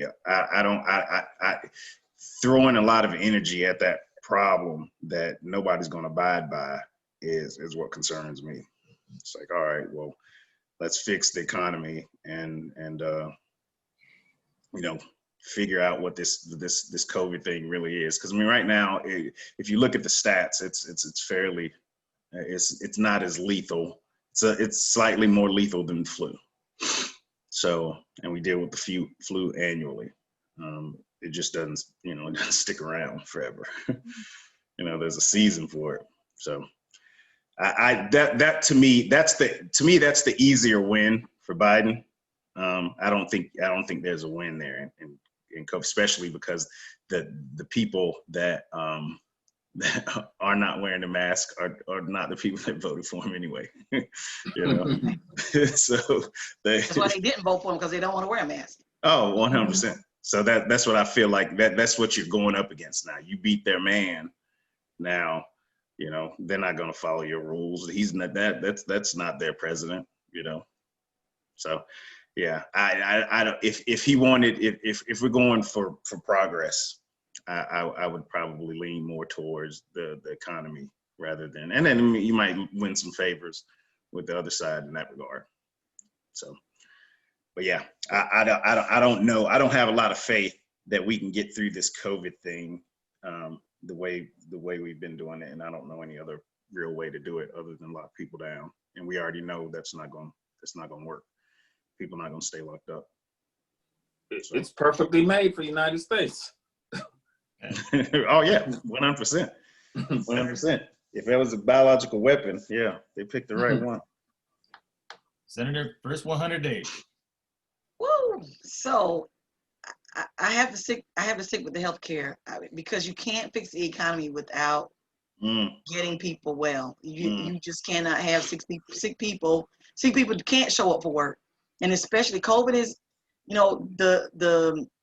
I think it's more dangerous than people are saying. Okay, yeah, it's a little bit more lethal than the flu. No, it's deadly. I mean, you could die from pneumonia, you could die from the flu, but this is more contagious, more highly contagious, and it's more lethal. You have to fix healthcare before you can even fix the economy. It just can't happen. So I know that's one of the things that he is going after, and especially, again, COVID brought out some bad, but it brought up a lot of good too, and it shined the light on the fact that there has been such an underservice in the Black community for healthcare. I mean, no extra funding. Hospitals closing in rural areas. Man, come on, it's got to be healthcare. From 45 minutes to 2 hours of a drive to a hospital for a pregnant woman or someone in a sickle cell crisis, or just having not enough food deserts, just not healthy food in your neighborhood. It's just touchdown, winning, won. It has to be, because if Popeyes and Burger King and all those things that give us the reaction that it does when we overdo it, but it's cheaper. It's cheaper. Those food deserts is when there's no access to healthy fruits and vegetables in your within reach. And if it's not there, you're gonna go to what is. and it's not far, and it's cheaper, and it's more expensive to eat healthy. It's more expensive to have, you know, a healthy lifestyle than it is to just grab, Mhm. you know, some Yeah. nasty behind crystals. You know, Believe it's that. just, it's easier. So you have to fix healthcare, and you have to put clinics, you have to put funding in areas where people just don't have the access. Telemedicine, yeah, for now, but not for the long haul.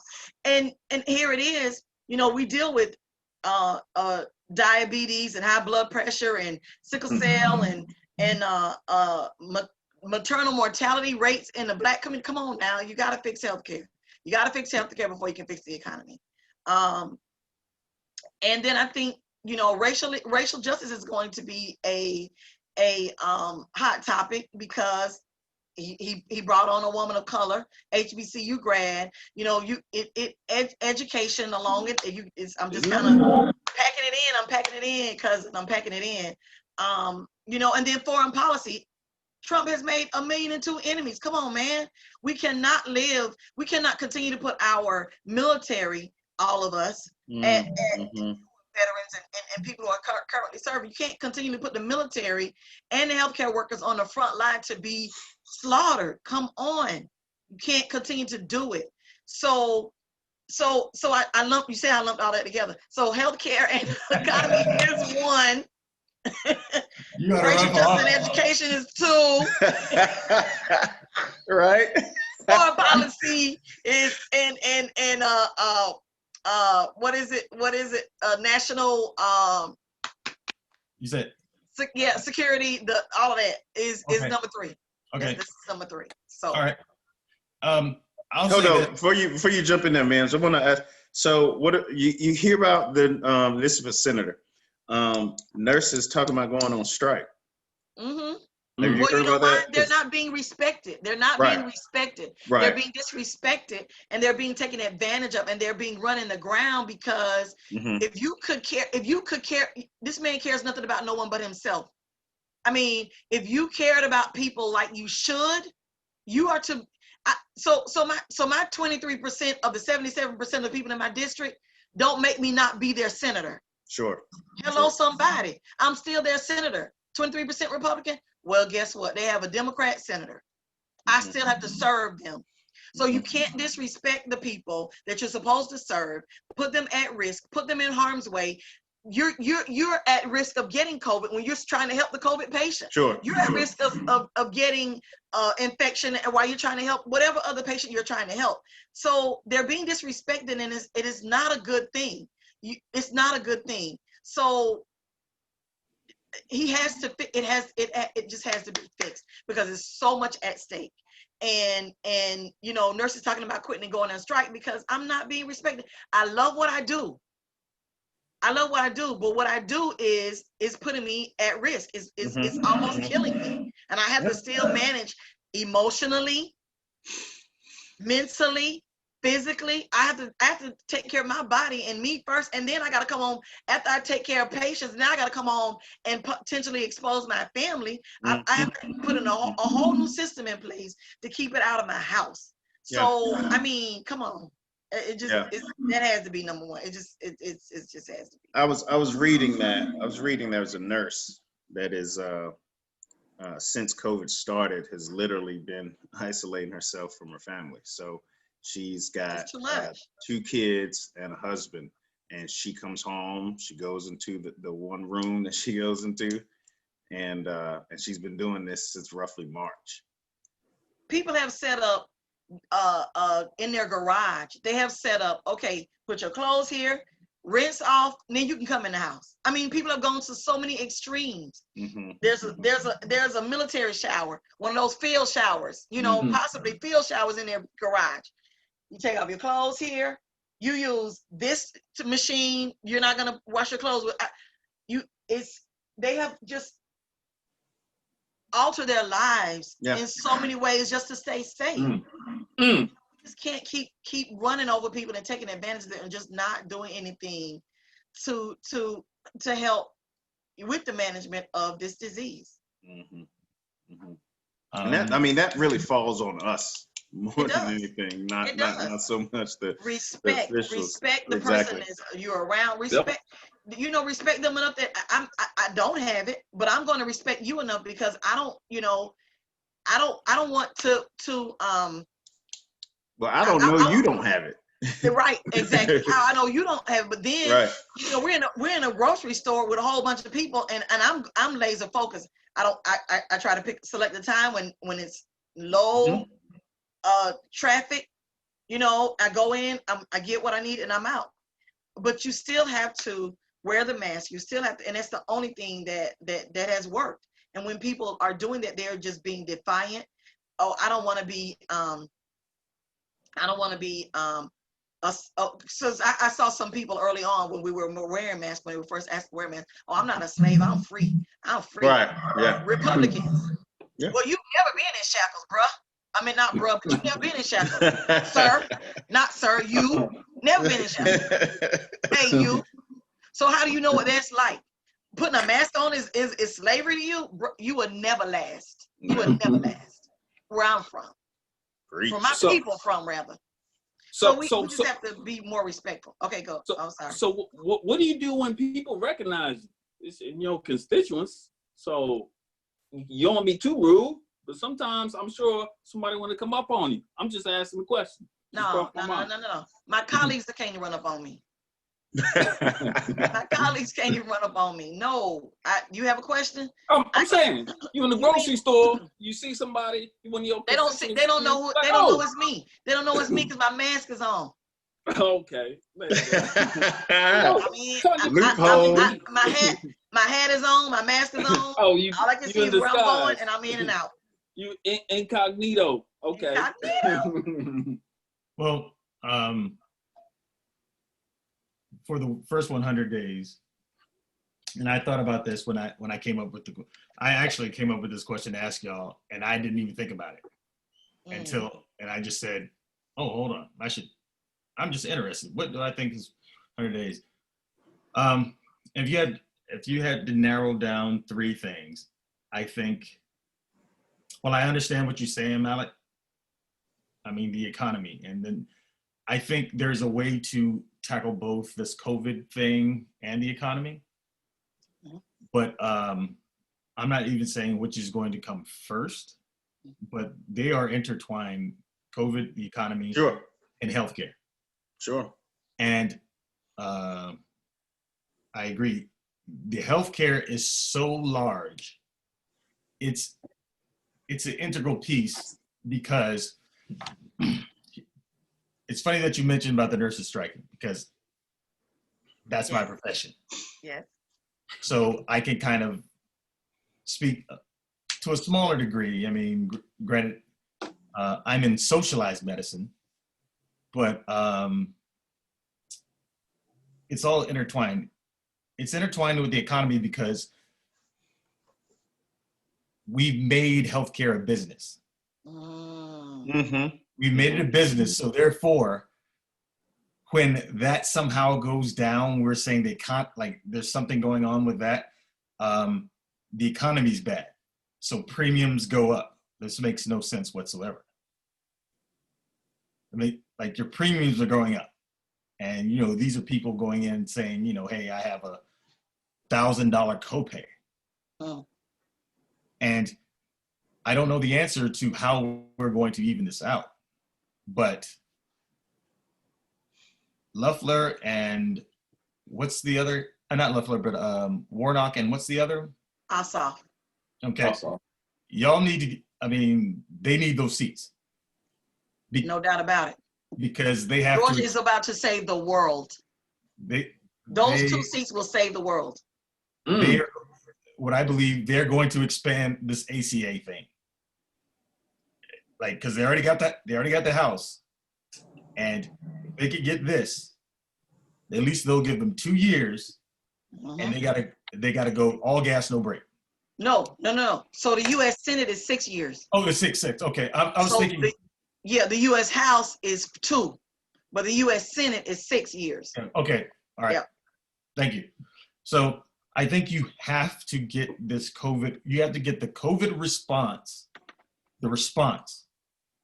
a viable like a fact-based and sensible, pragmatic approach. Mm-hmm. The response. Mm-hmm. Now, the reason why I honestly believe this whole thing was so chaotic, why nobody listened or nobody did whatever thing, because it was piecemeal. Mm.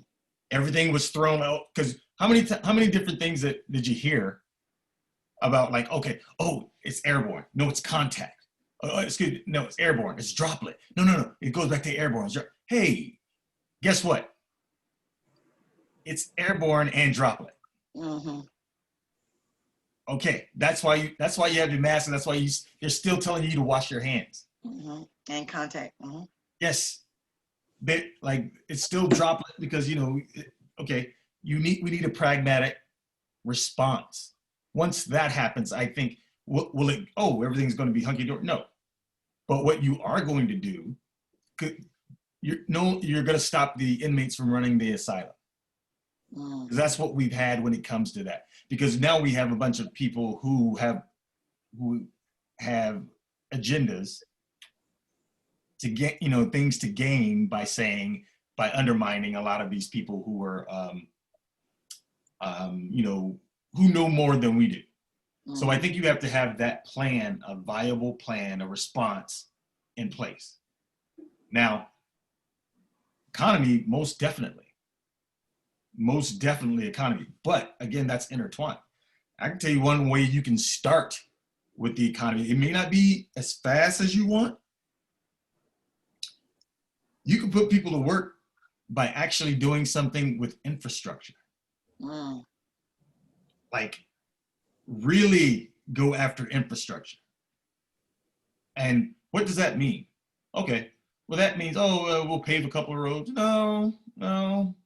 You can start, you need to really start looking at ways that you can join the country. You can make the country smaller. Wherever, anything that you can do, roads, bridges, anything. You still have education with schools Mm-hmm. that you still have, so when I say give me 3 things for the first 100 days, first of all, I'm glad I am not Joe Biden. Woo! I am glad I am not him, because it's going to be all gas, no brake. First 100 days, and I'll be honest with you, if he's a C plus, or if he's a C plus his first 100 days, that's kind of a win. Mm-hmm. Because we know what stocks do when there's a changing of presidents. Mm-hmm. We know what the economy kind of does there. But you've got to get a good response. One that, literally makes sense, because I can tell you right now, if you ask, ask you, what's our COVID response now?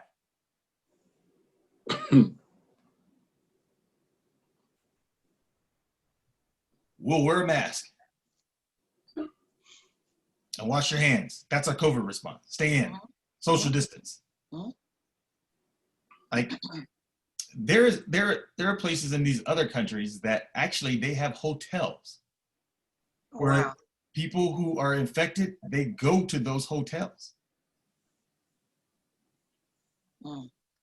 And they are there to that disease runs its course, and it is deemed good. Once they come out, they then leave, and then they're allowed to go home. They stay away from their families. Now, I'm not saying we need to do that. I'm just saying government, right or wrong, made a choice, and they ran people through this. So we have to get that. We have to, again, we have to march to the same cadence. We just need to hope that cadence makes sense. Because right now we got a whole bunch of people doing a whole bunch of things. But economy, yes, you have to figure out how we're going to, like you said, okay, another thing we have to do when you talk about the economy. All right, how about this? Be honest about it. There's no trickle-down economics. Go straight to the Malik Vanns of the world. Malik, how can we get you money? How can we help you? Hey, these local mom and pops or whatever, how can we get you money? That's right. How can we get you money? Okay, hey, you know what? If you need money to renovate your sit-in restaurant to carry out only and increase your staff so you can put out more orders, let us figure out how to do that instead of just saying, hey, sign up for this 1.2 million, and now you're going back and arresting people every other week because these guys they buying Bentleys and all this kind of stuff, like, lying about that stuff. No, go let the money start in the middle, not at the top. Here's the one thing we know is going to happen. Billionaires are hoarders. Yeah. That's how they become billionaires. They look at, okay, I got $1 million. My analysis is I'm comfortable with giving, I got $1 million, I'm comfortable with giving 200,000 away. No. We need that money into your business, to expand your business, make sure your employees work. That's the thing. That's how you're going to save the economy. You're not going to save the economy by Kelly Loeffler. No. They're going to be all right. Yeah. And I'm not telling you to tax them to high heaven, but what I am telling you to do is I would not even look I'm not even looking your way. Because what I need to know is, how am I going to keep the Panama City fish market open? Yep. How am I going to do that? Yeah. They could even follow leads. I don't know if I mentioned this last time we discussed this, or last podcast we did, but Durham, they literally cut off lanes in their downtown. So what is normally a 4-lane like drive through, 2 lanes each side, going each direction. What they've done is where the restaurants are, they've literally cut it down to 1 lane going one direction. So each lane, only 1 lane per direction. So now what those restaurants do on those strips through downtown, they've got the property equity from the street to move out and place seating in what was a car lane. What was a car lane. So by to your point, by shifting a little bit of the infrastructure, saying, hey, maybe we'll create some different routes through the city now, make people go different directions, so that now when where the centralized restaurant area is, we can actually, because the restaurants are very small there.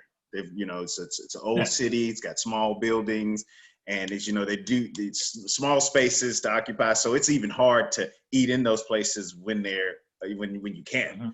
But now they've given them the sidewalk and this lane to accommodate for seating, which has kept a lot of these restaurants alive.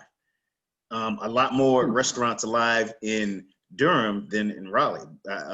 Per my hospitality friends, Durham's doing a lot better in terms of businesses closing down, restaurants surviving than Raleigh is. So just simple solutions like that. Because I've talked to a lot of business owners too, and just a little tax relief, like not even a stimulus check. Don't give us a stimulus check. Maybe forego a little bit of the tax money, so that you're not burdened with that, and your money goes a little further. Your hours work to go a little further.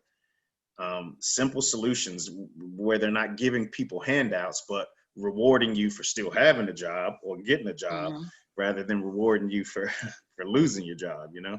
And that's a good point, BK, because that's who has built the economy, period, are the working class people. So why not invest back into them to keep the small businesses going, to keep, it just makes sense. But when you are a millionaire hoarder, then you're thinking about you and no one else but you, and not necessarily caring about how it gets done, but just knowing that you're going to get your part in whatever happens. So that's just the way, that's the way to build it back. And his slogan is build back better. And hopefully that is something that he's going to do within his first 100 days, is to invest in those small businesses. And I've heard him say that. And your idea and your analogy, Brian, is on point. It is. Thanks. I just know that it just doesn't make sense. Like we've seen it over and over again. We've seen how this works. I mean, by giving tax breaks to the uber rich, it's shown that I'll send that out to you guys. There's studies that actually show that how that doesn't work. Like there's no incentive for them to do that. And this is not a referendum on billionaires and whatever. I'm just saying, if you want a more viable and a more solid economy, it's the middle. Like there's a saying, Yes.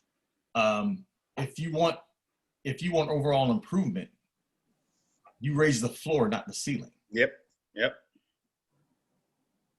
And so we have all these great colloquialisms and sayings and cliches all around, as long as we don't actually have to practice them. And that's what's really interesting about this whole thing. And one point I wanted to also make when we talk about small businesses, another area, small businesses, that that money needs to go into areas that we're actually legit deeming essential workers. I'm talking about your grocery stores. How much gas stations, and places like that. I ain't talking about Whole Foods. You know what I'm saying? I ain't talking about that. I'm talking about that food club, or that like a Food Lion, or your neighborhood farmers, the literal farmers. Yes, that's right. Like that's you want the economy to withstand ebbs and flows. You do that, because I'm trying to tell you, all you're doing is raising the ceiling, and by raising the ceiling and not the floor, you're creating a bigger gap.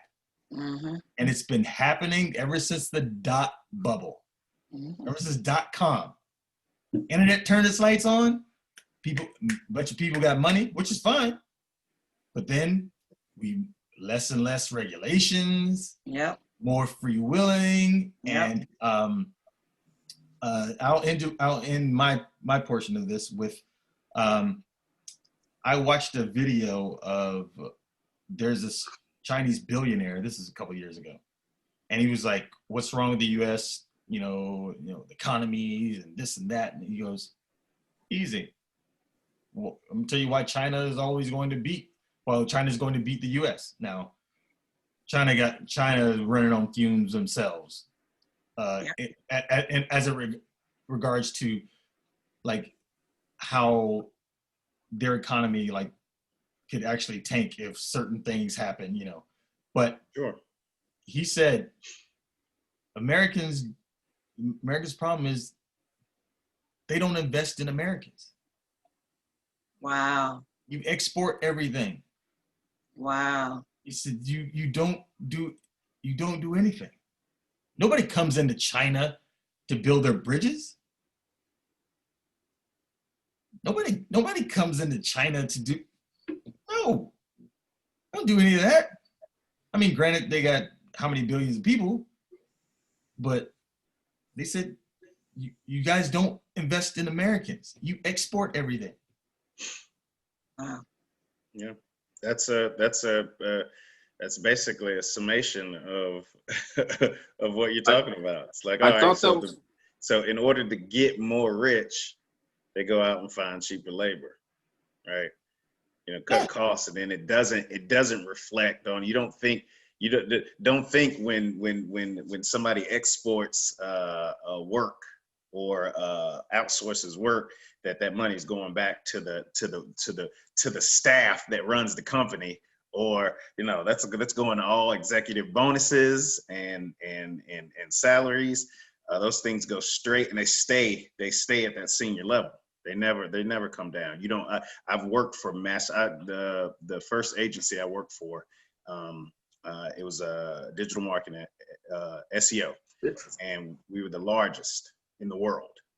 And do believe when we started buying up companies and making these big deals, none of that money was. None of that. We saw none of that money. The people who were executing the work, we saw none of that money. That was one of the reasons that was literally right after I left that job is when I started my own company. So, because those things, and there was a lot of other stuff, politics too, but nonetheless, it was that money. We didn't see any of that money. That the work that we did wasn't shown in our salaries or in our bonuses. But you saw it as a CEO and a VP. Yeah, you saw that. You saw that money as if you did that work. Yep. So, yeah, it's crazy out there, man. It's crazy. So that's what I knew. I just wasn't gonna run myself to the bone for somebody else. It's like, look, I do okay by myself rather than try to climb this ladder and get only a portion of what I'm worth. Yep. You'll still never get the No. executive level position, even No. though you are that. You are of that caliber. It's just No. Yep, that was reserved. That was one of the vice presidents at the company was. I mean, it was a lot of nepotism. It was like, of course. yeah. One of the VPs was legit brother of the CEO. Yeah. God, my first job was the godson. He's like, where's your experience? I'm a college grad. He was the godson of the bank, and he came in younger and over everybody in the department. So that's reserved. Yep. Yeah. For the wrong person, but it's reserved. So yeah, that's right there. Like his first 100 days, I don't know what his agenda is aside from COVID, but like I agree with you, Malik. He should not be like so COVID heavy that he is like that's the only thing. It's a very complex, it's multifocal, and it's intertwined, but because the economy is in there, but it has to be sensible because this economy is top heavy. Oh yeah, yeah. It looks great. Like that's why I still don't understand why people were like, oh, the economy. I'm like, don't like the people who are good in this economy. People who are good in this economy are, and this was so funny. They are like they work in a field or they own companies or whatever. Or and it's so funny because they all end up in the same place, or they're federal employees. But I'd be interested to know how many people in America's Fortune 500 makes money off the government. But I always say this when I hear people saying we need smaller government. I'm like, yes, let's start with your job. Let's get rid of your job.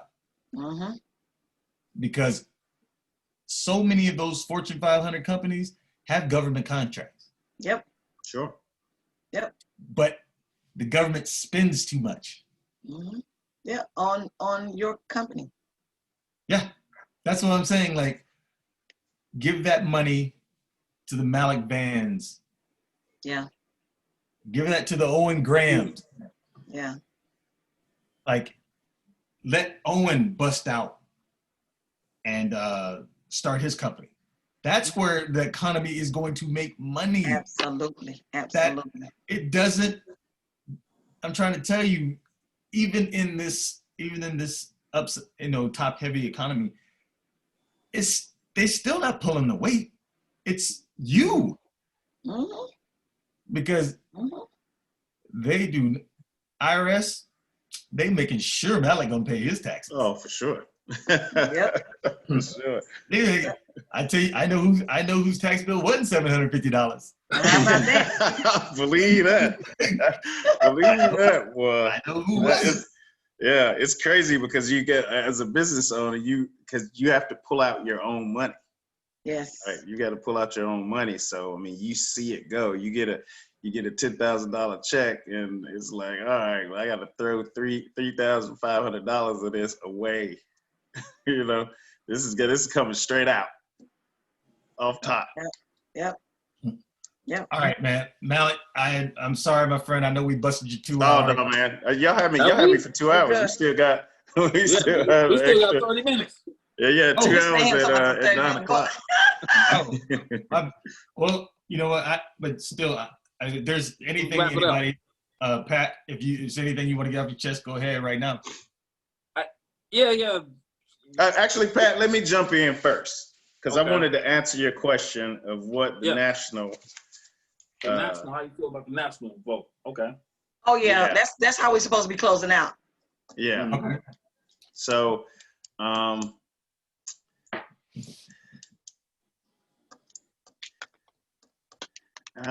I kind of want to close on a positive note, so I'm trying to make this so it's so it bloom or whatnot. But I do. Close out on a positive With the note. national, then you can close it Yeah, out. I'm just concerned. What you I'm want. concerned with the disconnect as citizens right now. I mean, clearly, when we looked at those stats earlier, we saw proof in the numbers that we are stronger together than separate, and that's any demographic, Mhm. right? Mhm. Right. A little. You take that demographic of white people and you flip that a little bit, and Trump might have won, right? You give him a little bit more of the white demo, then he may have won. So collectively as Americans, we're stronger together, and I feel like we're disconnected a lot right now.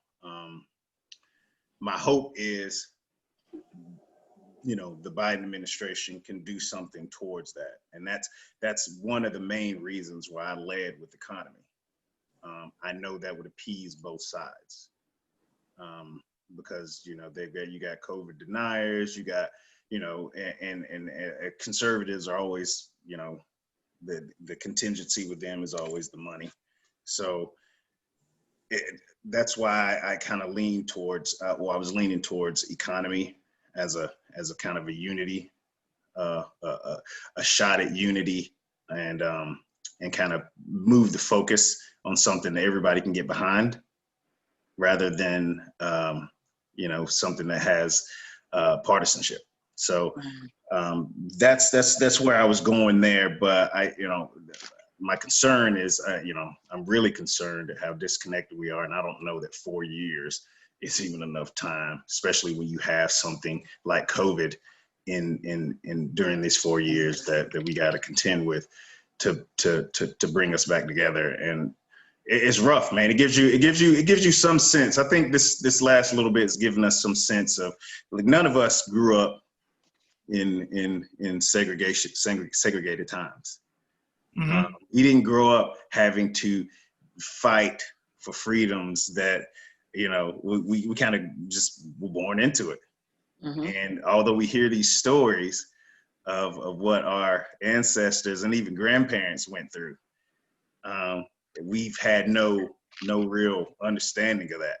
I think we kind of have. I mean, to some degree, we're dealing with some stressful times. I mean, it's a lot more stressful, I think, times are now than they have been for me growing up.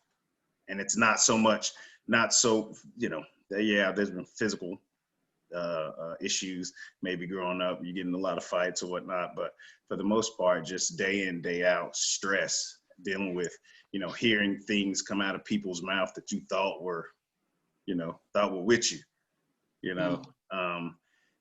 Online. Yeah, man. It's just been, it's been a little trying, I think, and while I think it's a step in the right direction, I enjoy the fact that so many people were upset at how he handled himself in office, and they came out and did something about it.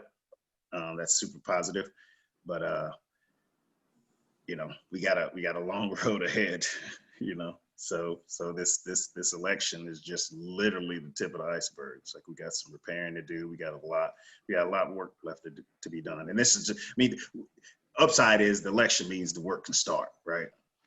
Now we can start. That's right. Yeah. So that's what I think it means, at least in my views. Cool. Who's next? Me? You the headliner. You better go. What you say? I know, right? You go where you go. So I think this national election, with the runoffs in Georgia, Georgia is going to change the world when we put Warnock and Ossoff, and save the world, literally. Because who we have there has not performed at a level that is for the people. Their votes, their reactions, they haven't been in favor of the people. And so Warnock and Ossoff being there will take the position of majority and allow Biden to get things done. If we don't get them in, it will still be a pull.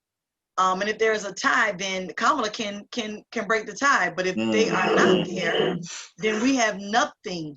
We have, not saying we don't have nothing, but there's a struggle there.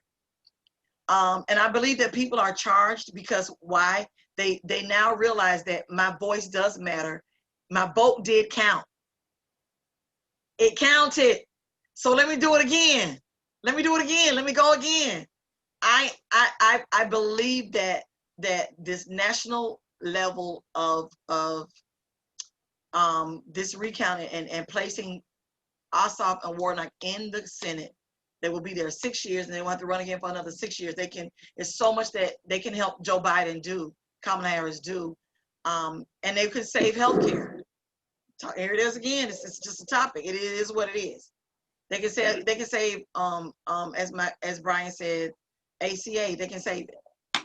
Otherwise, you have people who will overturn it, and then we will be in a worse situation just from healthcare, and then the economy continues to dwindle, and all those things that are a ripple effect of not having a solid policy in place that will stand. So people are excited.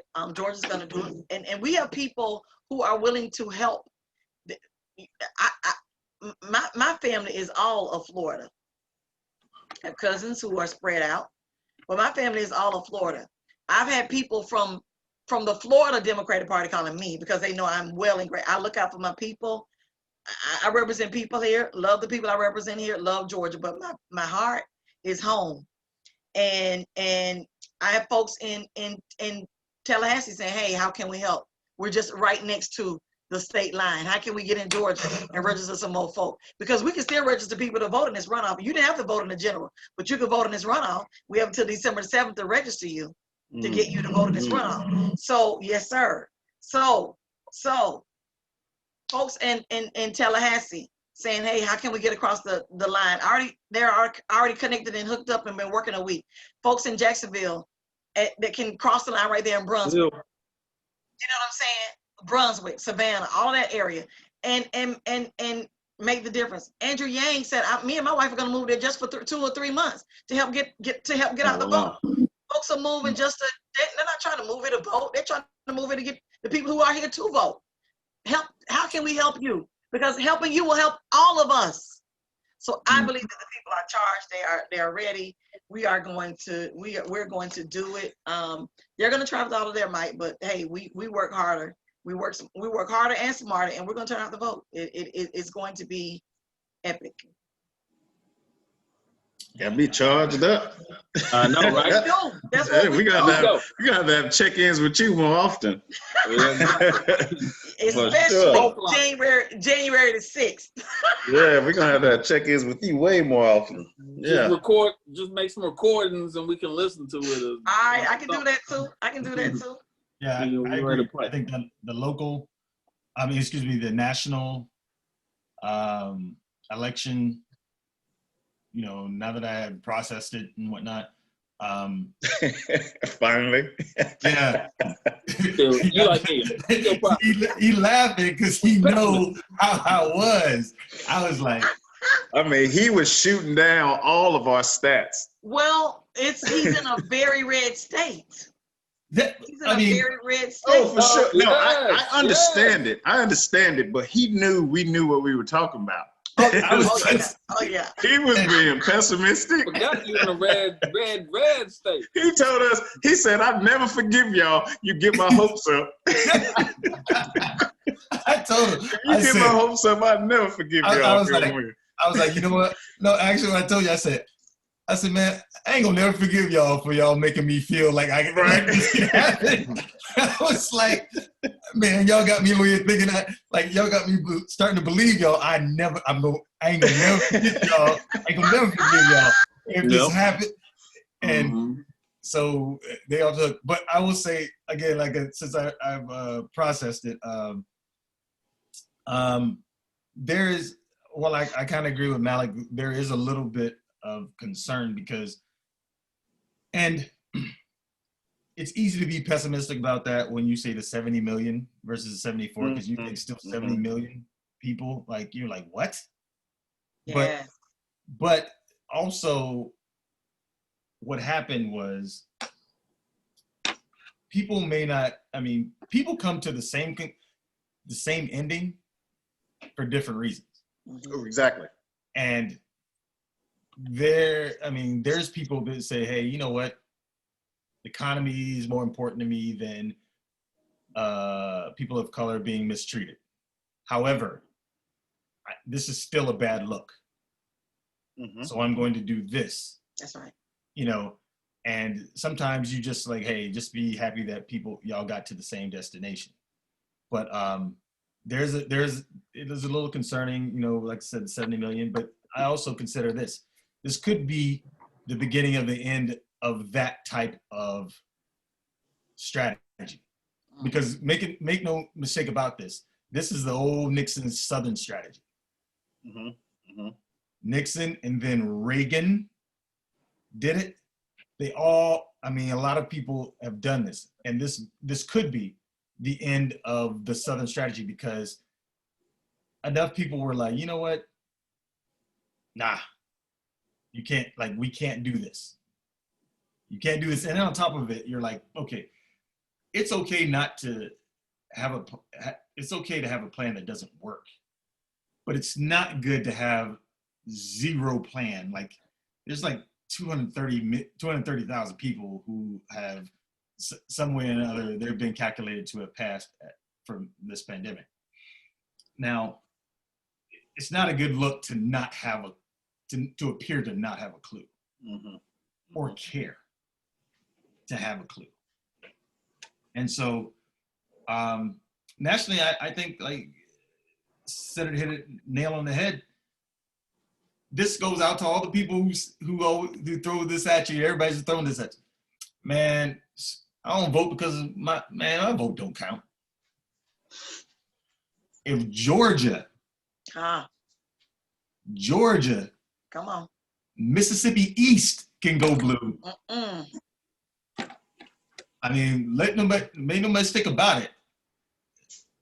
The reason why Georgia don't get the notoriety Mississippi gets is because Louisiana and Mississippi are there. Georgia got some serious history on it. So that turning blue, I think the only thing more, Texas would turn blue before Mississippi. That's right. That's right. We was close. We wasn't too far off. That lets you know. Yeah. Because he was 5 or 6 points. Yeah. We wasn't too far off. And the fact that Georgia Georgia with blue. I mean, I'm Stacey Abrams, My girl, you better say it. You better Senator say it. Anderson, Come on now. Come on now. everyone. Yes. Yes. Yes. Indeed. Indeed. Yes. So I think honestly, this showed me this. I'll be honest with you, not just because, not because it's an outcome that I'm glad happened, but it just made me feel like, you know what, like you guys can Pat and Senator, you guys can both attribute to this. How many times you ever heard this? Air Force finally got it right. Air Force finally got it right. When something happened, like it looks like that's the way it's supposed to, man, common sense, Air Force got it right. Well, you know what? America, you got this one right. Yes. Yes. You got this one right, even though Yes. for some reason, what is it? How many votes is he up in Pennsylvania? Mm. I can't remember Pennsylvania's numbers. But it was easily 20-something thousand, wasn't it? Yeah, because Georgia's 14. So That's, Pennsylvania was a little bit more than we had. Pennsylvania is 16,000. Oh, okay, we had 14 then. Okay, yeah. Okay, 16,000. No, hold up. Hold on. Make sure I did that right. Are you sure? Because Pennsylvania says We know. no. I was wrong. Hold it's on. like, is he? Pennsylvania's up by almost 30. No, excuse me. That's more than that. Yeah, It's like 45. No, it's higher than that. It says, let's see, Yeah. the math here is about 62,000. Yeah. And this is all comical to me. So I'm like, okay. Yeah, yeah, 62,000. 63,000, 63. Yeah. So yeah, I think this to answer your question, man, I think it told, like, some people were like, you know what? I may not agree with this, that, and the third, but this is a bad look. Like, okay, it was fun while it lasted. This is a bad look. Because it's one thing to say, hey, you know, which I still think that logic is flawed, that, hey, because he's not a politician, that's why we want him in there. Let's not even go there. But anyway, again, Georgia. Pat, I yield back to you. I just want to say, going back into my little history, right? I got like I'm multiple cultured, right? So my family's from Ghana. I was raised in London, spent a lot of time in the USA. So the things I've seen, there are way more similarities between a lot of different cultures, you know, culturally, of course, than there are differences. And I'm just saying that. So I'm like, I'm looking over and just seeing a lot of things going on. And I could be like, wait a minute, you guys doing this over here, but my people over here are doing the exact same thing. And you'd be way surprised if I explained it to you, how we do things similar. But that's just one thing. So my eyes are like trained on that's how I've grown up. My eyes are just trained on the similarities and differences between different cultures, right?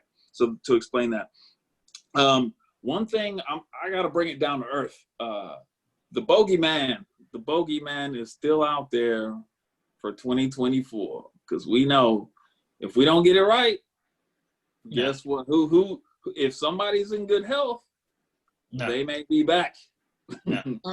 So I think that's actually a good thing, because it's like it's gonna keep people like looking over their shoulder and making sure we're doing the right thing if that's necessary. But he is still there. I've heard it mentioned, like 2024, if in good health. So if people aren't satisfied with what's going on the same 4 years, then it may don't call it a comeback. You know? So no, that will not happen. And if the people that aren't satisfied will be the people who don't want to be governed. As you said before. Put a pause right there. I'd be surprised if and Republicans like let that happen. I don't think Again, Republicans would let that happen. Again, here's a problem with that. here's the problem with that, and I think it just takes like a little bit of critical thinking to think about this. You have to ask yourself, in 4 years, Uh-huh. what's he going to do differently?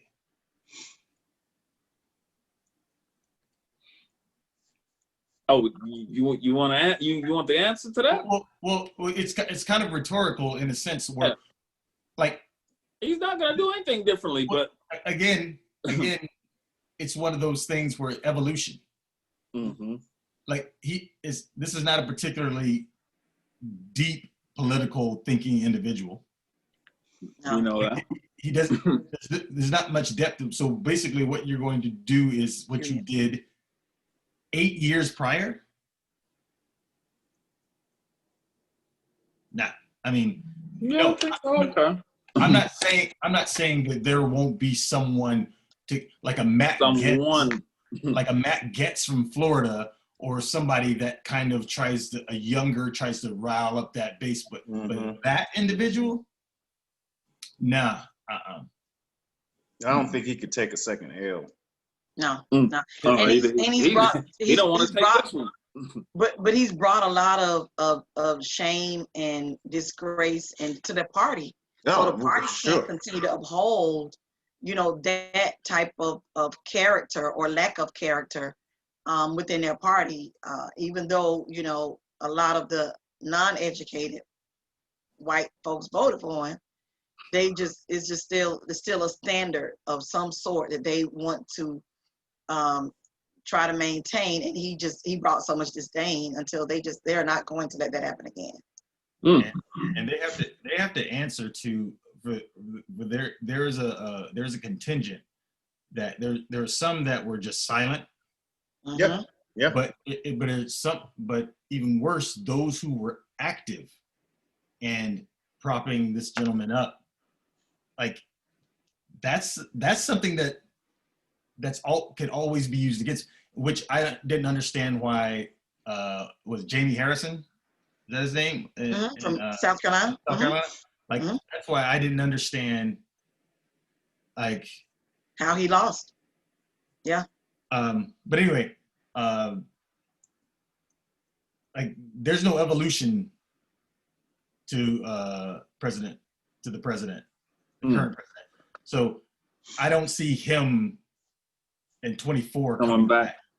Because Okay. you also got to think too, he'll be 77. Does he have the energy? But like I said, the folk, or that person who's gonna carry, pick up the baton and run it for him, his appointed next person. But even that needs to be nuanced. Yeah, and that's what they do. That's what they do. They always upgrade. But everybody upgrades what they do. It has to be nuanced in a sense where because what it will look like is someone trying to be that person. Because the one thing that I will say that the current president had in his favor was he was authentic. And like, because we had never seen anything like that before. But now you do this with someone else. Oh, I've seen that movie before. I know how it ends. You know what I'm saying? My first rodeo. Yeah. So that's why, like this, I suspect this will be a different approach. Okay. But another area of concern is that swamp was not drained. No, like all the incumbents, here they go, coming right back in. All the people, because they vote for who they want in leadership positions within Congress and Senate. A lot of them people went right back into them same positions. So go ahead, Brian. One thing I was going to say was the swamp was drained. They just put sewage back into it. Yeah. And think about their strategy would be to stack the decks against, Biden, so there is no success. So that now the census has been taken. They get to draw new districts, new lines. They get to do whatever they at this point. And it's not just happening on the congressional level. It's happening at the state level. So new lines. Redistricting? Yeah. Yes, sir. That, They can, that's I mean, I'm not saying new definitely- lines, I'm saying they can try new districts, yeah. Based Mm. on the number of people that responded to the census. Mm, My house seat was a brand new district mm. based on the 2010 census. So when I came into office, I mean, it was a new district. So what's at stake is more than just, you know, it's just a lot at stake, because you have, like I said, you have redistricting that comes up after the census. You have federal funding that goes into certain districts based on the census. You have hospitals, schools, you have all those things, roads, you have all those things that people complain about, but they don't count. They don't get counted in the census. And then the federal funding goes to those areas where they'll count once and maybe twice. Oh, my daughter lives here, but then your daughter is getting counted at school and she's getting counted at your home. We don't do that because we're afraid that the government will know our business. Well, they already know your business, which is why they come to your house to tell you to fill out the census, because somebody said they live here and it's you. So this having the right people in Congress is so much more than, you know, just who's in the seat. Now it's, can Joe Biden get anything done? Now it's, where's federal funding going? Now it is, you know, will we still have the Affordable Care Act? Now it is, you know, it's just so much more at stake, and people miss it because they're busy voting just for the president and not voting for Congress, which is why President Obama couldn't get anything done his last term, because the deck was stacked against him, because he didn't have the right people in Congress to help push his agenda, or to push a Democratic agenda. So with that, we're going to win Georgia, DeKalb, and Fulton County. And the reason why Fulton County takes a long time to turn in their votes, is because they have more precincts, they have more people, and of course, yeah, they are more Black. And yes, because there are, and yes, because there are areas in Fulton County that range from, you know, the inner city to the upper echelon. So there's a wider range of people in those areas, and it just we stand in line. So our machines may be slower in the hood, but we gonna stay there till we get our vote count. So hey, But slow money is for show money. I you better still say got a few more points to go. and here we are. And here we are. I still got a few more points to go. For a you regular get person podcast. like myself, a regular person like myself. You need a one-on-one. What about Last this? question. Like this voter fatigue? I'm saying, you know, I put in a lot of effort, you know, for myself personally, in this election cycle, and a lot of us regular folks we get that voter fatigue. We don't want to know. You know, right now I'm on my fingers on the pulse of every button I can get my everything on. But I know at some point in time it runs out. You know, I don't have that energy like everybody else has. I might need to jump in on somebody else to keep it going. So how do we keep that voter fatigue or, you know, keep from getting voter fatigue? But while I'm here. Okay, so the message is clear, and I was talking to one of my colleagues, Senate colleagues, earlier tonight, and if we keep our message consistent and continuous, if we keep a consistent and clear message, then there's no room for voter fatigue. If we help people understand what's at stake, then there can't be voter fatigue. If you can last, and you lasted in COVID longer than you lasted in an election, that's a problem. So you need to show up at the polls so that we can get through, you know, this with the right people at the helm and move America forward. It's just there's no look, as they say, I don't feel no ways tired. I don't feel no ways tired. There's much work to do, and I'm here for it. That's what's up. All right, I got 2 more points. Since we're going on this level, this is my plan, right? My plan was, this was my final, you know, breakdown, but everybody wants to jump in, but I'm good. So I get to know, you want to jump in. I got 2 more points that I want to speak about, and I want y'all to get in. Hey, here you go. You got one. One or two. You better You do got the best one. you can with it. You better do the best you See? can with it. You See? got one. Choose wisely. It's two good ones. Well, Well, you but wasting better than time trying to half. explain how good it is. All right, then. This is just the point. I don't think we cover. I always believe in ending on a good note, you know. So I'll leave the one on the good note. I'm not even going to cover the other one. We'll do it on the back channels as we normally do. Our girl, Stacy. Yes. You know, what are we looking for in terms of heading forward in terms of where she's going? I think I caught an interview with her, and she didn't. They kind of asked her where she wanted to be, what, you know, because she could literally call her shot in the White House right now. So how do we get like 50 of her, you know, in terms of in more states, in more regions, and keep it going forward with her plan? Like I said, I started doing some research on the voter suppression and, you know, juxtaposed I'm so glad to you're educated. what y'all were talking about.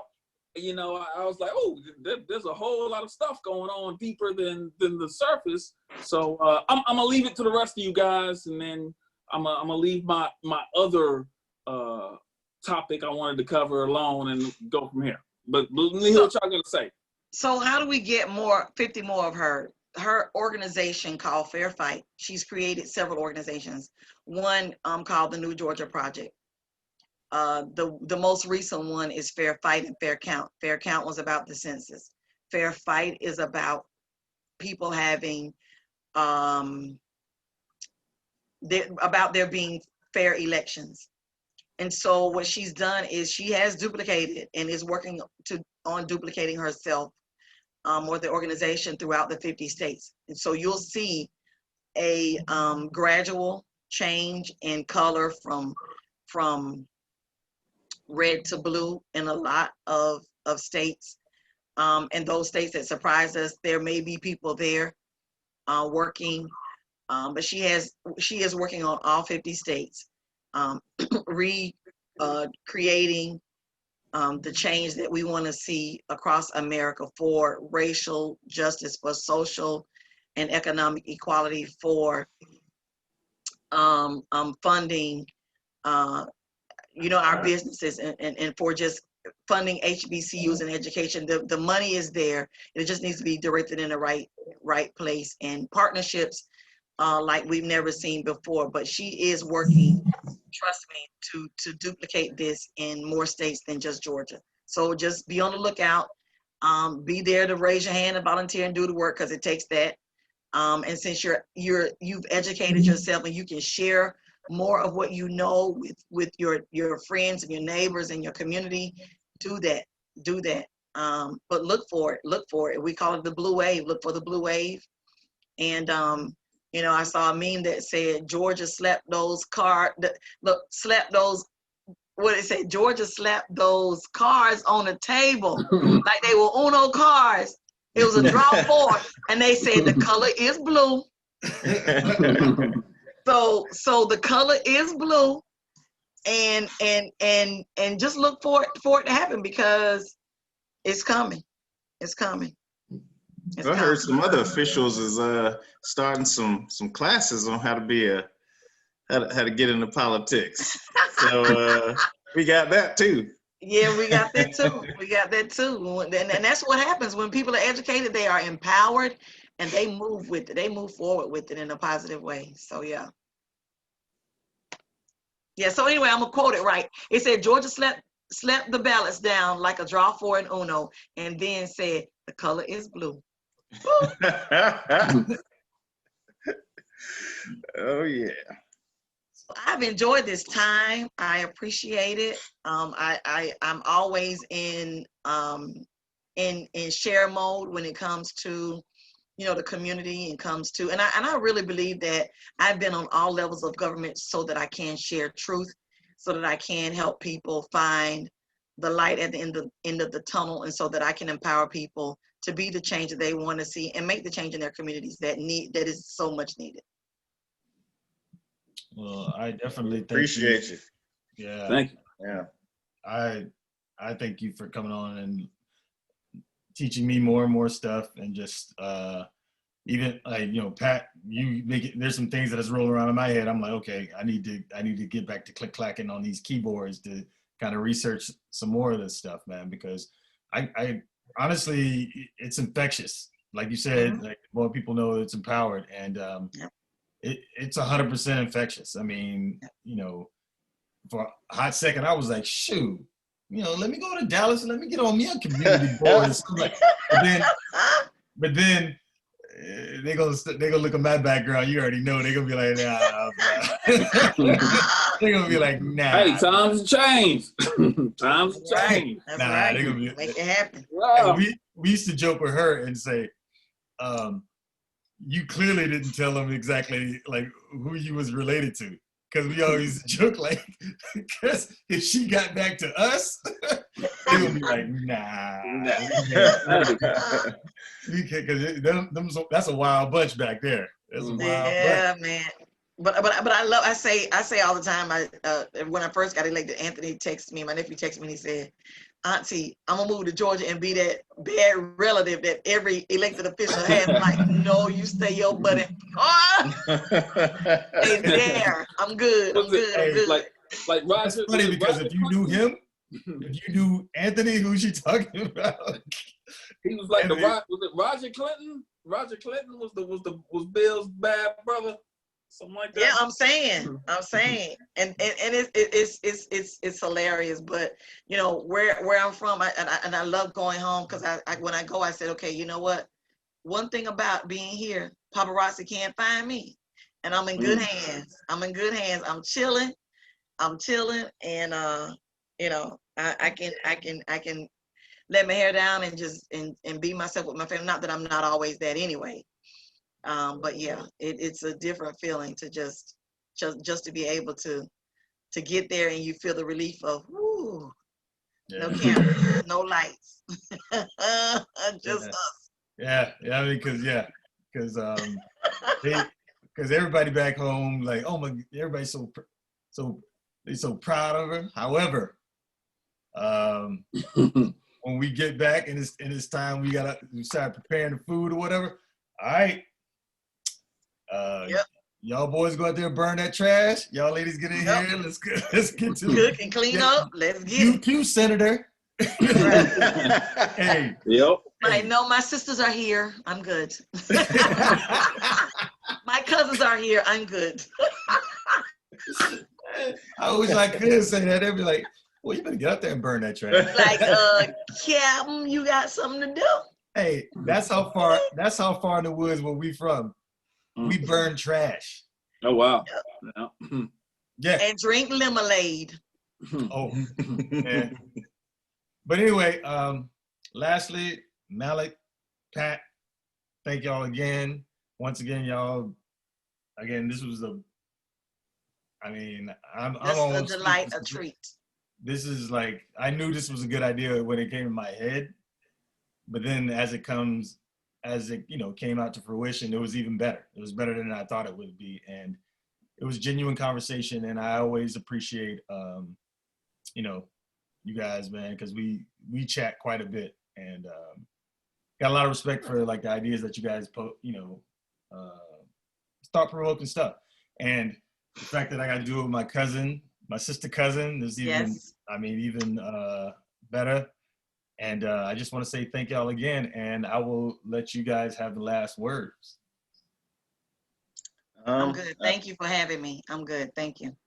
Yeah, well, I appreciate you having me too, because I've always wondered about politicians and elected officials, especially, and it's just I've always wondered, where do they get the energy to fight such an uphill battle? And are they miserable all the time, and just being here with Senator Anderson and seeing her passion, her just you fill the whole podcast up with energy. I mean, every time you go on a rant, and it gives me hope. It gives me hope. I've always looked at politics like a monkey looking at a calculus book, right? It's like, I don't know what's going on there and what would drive somebody to do something like that. And coming from you, I get it. I get it now. I get it. So I can appreciate that. I'm glad I've been able to participate on this podcast. And of course, Mims, I appreciate you. Appreciate the invite, homie. Yeah, I just want to say thank you all. So since our last podcast and the election results, my brain has been like, Georgia this, Georgia that. Oh, I got somebody I can ask direct questions. Right. Ooh, here That's we right. go. And so it's like my brain, and I actually started writing stuff down. I was like, so I think it's a great opportunity for myself, and I'm very thank you for Brian for helping us get to where we are today, and hope the people listening in had gained something, an insight. Maybe they're asking some questions themselves, and can bring some more questions into the mix, because that's what we got to do. We got to keep asking questions. We can only do so much in the time we are allotted here, but we need to keep asking questions. Like I was talking about the voter fatigue, it don't stop. It don't stop for this election. There's another midterm. You got this runoff coming up around the way. Engage yourself as best as you can. Ask as many questions as you can. Start building those folks that you can ask those questions to. I think that's important. And then go from there. So thank you. This illustrious panel. I've learned a great deal in a short period of time. I can say that much. Indeed. And it doesn't happen to me often, where I can be like, let me step back and look at it all. So thank you very much, everybody. And I believe turn it on to the rest of this illustrious cast. All right. Once again, this is the Back Channel Podcast, where real people talk about real things, real time. And join us for the next one, because, drum roll, it is potluck season. And we will be doing a potluck podcast. If anybody knows me, knows there's only one potluck I will go to. That's in Vernon. Hallelujah.